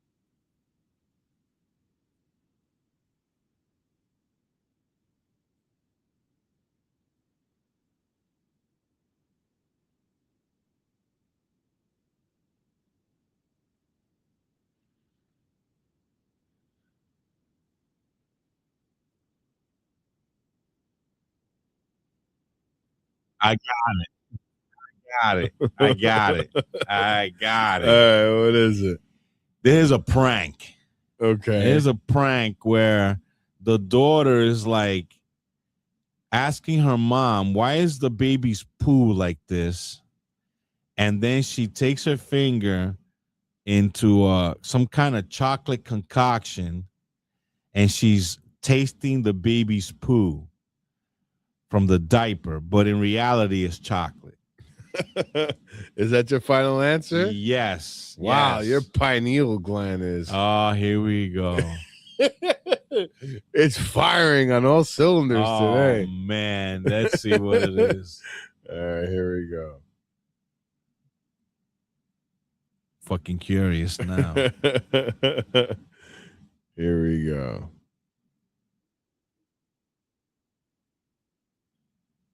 Let's start it from the beginning here. All right, here we go.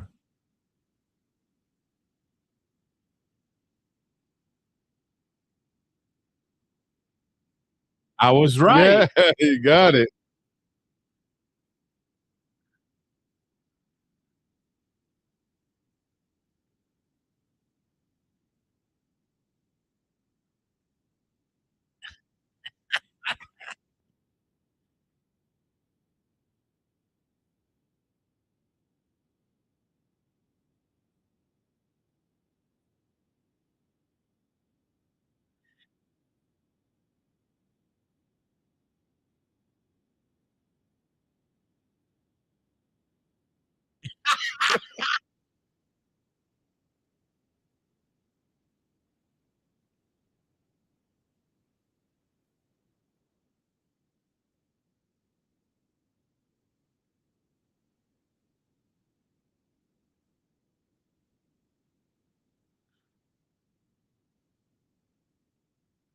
Oh, she gives you the answer.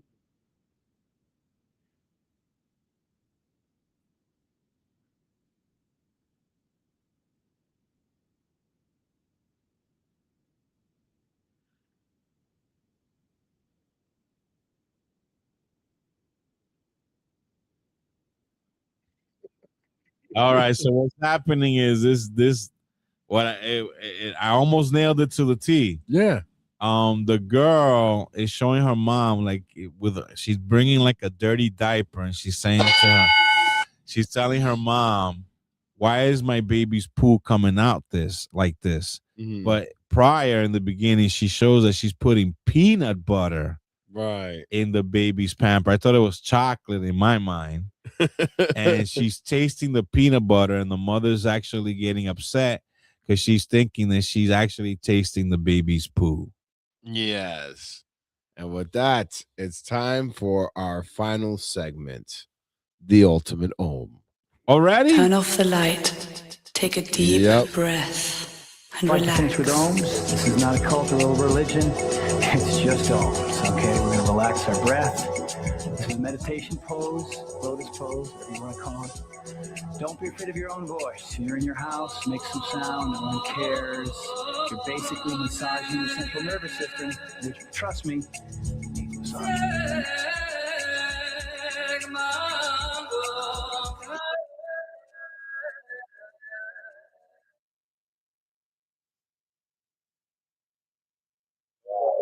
3 hours. Our second installment of the Paramid podcast. It's only been barely months, and many things are going on. UFO a missing terrorist attacks, terrorist cover-ups, staying up the Taliban, Donald Trump's tariffs. I mean, you could go on and on. I wanted to mention about Jeffrey Epstein and the fact that, did you know that Jeffrey Epstein won the Powerball? Yes, I did see that.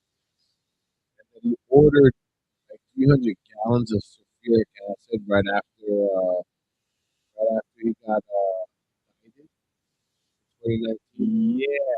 Now, the same company that it's his company that ordered, that won the Powerball, right? The Zoran Corporation, right? There's a place in Mexico that they call the Zoran Ranch, right? This is where all the demons. Remember From Dusk Till Dawn, that bar? Right. This is where all those vampires would congregate. Right. And now it seems that somebody has come forth to say that there might be dead bodies Yes. in that compound. So there's so many things. So many. I've always said it. The Epstein files, a modern day Rosetta Stone, and even my hunch of Khashoggi. There are links that are surfacing that he also had a hand to play in the murder of Khashoggi. That's right. So with all this negative news and disgusting, vile things that is coming out of the Epstein files, the lies that the media tells us, why this, why that, Trump's deranged syndrome. We all know that this is just all that clog up our minds with negativity. So just because we're taking files here, there was have you heard of Gmail? Gmail? Yeah. Are you gonna have fun with this? This is check this out. Oh, and even before you bring up Gmail, remember the big conspiracy of Pizzagate, Right. it's not a conspiracy. Right. No, It's Epstein. yeah. But Gmail, what that is, here, I'll put this up on screen.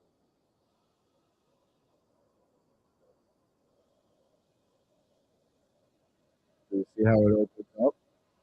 Right. It looks like a Google account. Right.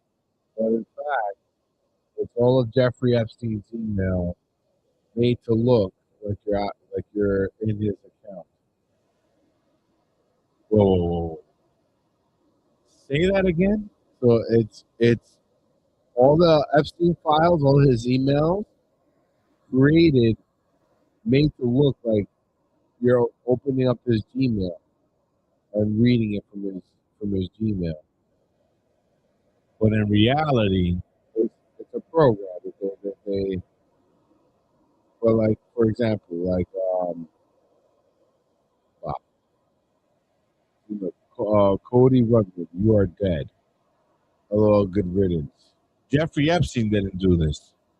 They created this. They all the emails in the files and made it look like this. Made it look like this, so you can look it up as if it's a regular email. Oh, so now it's even easier. Even easier to find stuff. Yeah. Wow. And the fellow thread. Look, Alex Acosta resigned. Jeffrey Epstein arrested. That was clever. So, like, if you look up grape or pizza. Yeah, what is it with pizza and grape soda? I don't know. Grape soda. Holy shit, chunky. Holy shit, chunky. I forgot about that. What time do you want to get pizza and grape soda tomorrow? Okay, so on Google I type in J-Mail? Yeah, J-Mail, you'll find it. Wow. This is better than a Chinese cookie. Let's go get some pizza and grape soda again. Holy shit, chunky. Yeah. Now, is he referring to the chunky candy bar? I don't know. This is your, let's see, Harry Fish is who we emailed. No, go down. I saw something easy. Grape leaves. It's gluten-freer, no hangover. It says here, your air mattress arrived in 10B. Where do you see, where did the grape leaves come from? That's what I was reading. Well, are you going to the grocery to shop on Wednesday? Please let me know. Okay, so go back. Cupcakes. It says it right there. Go back, go down. Yeah. Great food. It's gluten free. No hangover. Good stuff, kid. Swim every day. Here.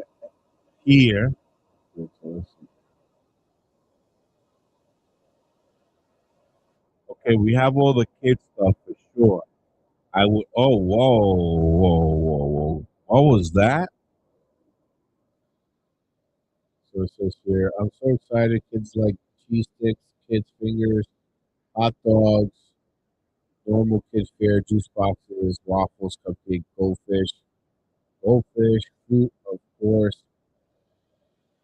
carrots, celery ranch, popsicles. Always a winner. Thank you very much. Talk about that in person.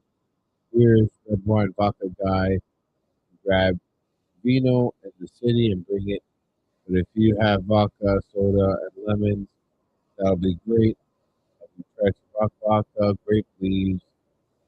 It's so gluten free, no hangover, good stuff. Kids spend every day here as much as we'd love the time together in your pool. I think the kids would be enamored with the city stuff.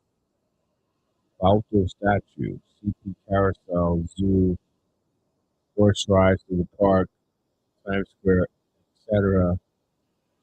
We're gonna try to squeeze in what we can. Boy, very tired of thinking about it. I'll confirm. So then like he lent one of his properties out to somebody, right? I guess so, yeah. Unless that's in code. We have had all the kids stuff for sure. Yeah. I would add lemons and soda water to my list. That's code. Yeah, that's code. But you see, it's more of weird things. These are the things that can clog all of your energies, for lack of a better word, clog up your mind and negativity. So through the ultimate Om, we try to purge out all the negative to allow the positive energy, the positive frequency, the love, compassion, and happiness to enter our lives as we purge all of the negative stuff that we go through on a weekly basis here and on the radio, social media, and the television. So we start that with a simple prayer and then the ultimate Om. So let's bow our heads. Holy Father, fill me with your divine light and overflowing positivity. Grant me the strength to radiate love and joy in all that I do. Guide me to attract positive energy, repel any negativity. And may your presence uplift my spirit and bring hope to those around me. Amen. Amen. Take a deep breath.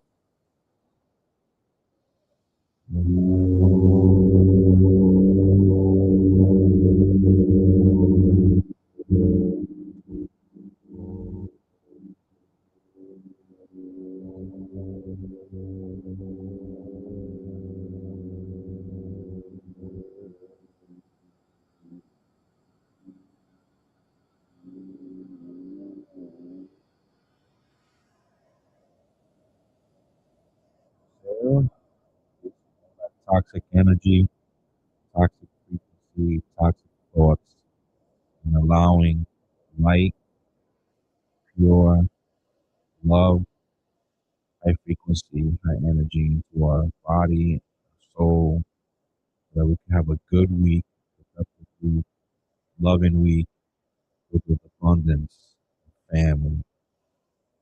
I hope you guys stay safe as we are in the midst of a nor'easter that can bring up to a foot to 2 feet of snow in certain parts of the Northeast. Hopefully we don't get that much here in New England, but I hear New York is going to get slammed, not only with snow and high winds, but with flooding as well, as they're by the coast. I am Ernesto Morado. And I am Pablo Morado. Remember, if the universe is infinite, and so are the possibilities, and that the paranormal is all around us, you just got to look closely. Thank you, folks, for tuning in. This was an interesting cast at that. Time flies when we're transmitting from the Nebuchadnezzar here at the Narnia Forest at Cigar Head Studios. This is Ernesto Morado signing off. And until next week, stay safe, stay warm, and stay dry. Oh, I love this song.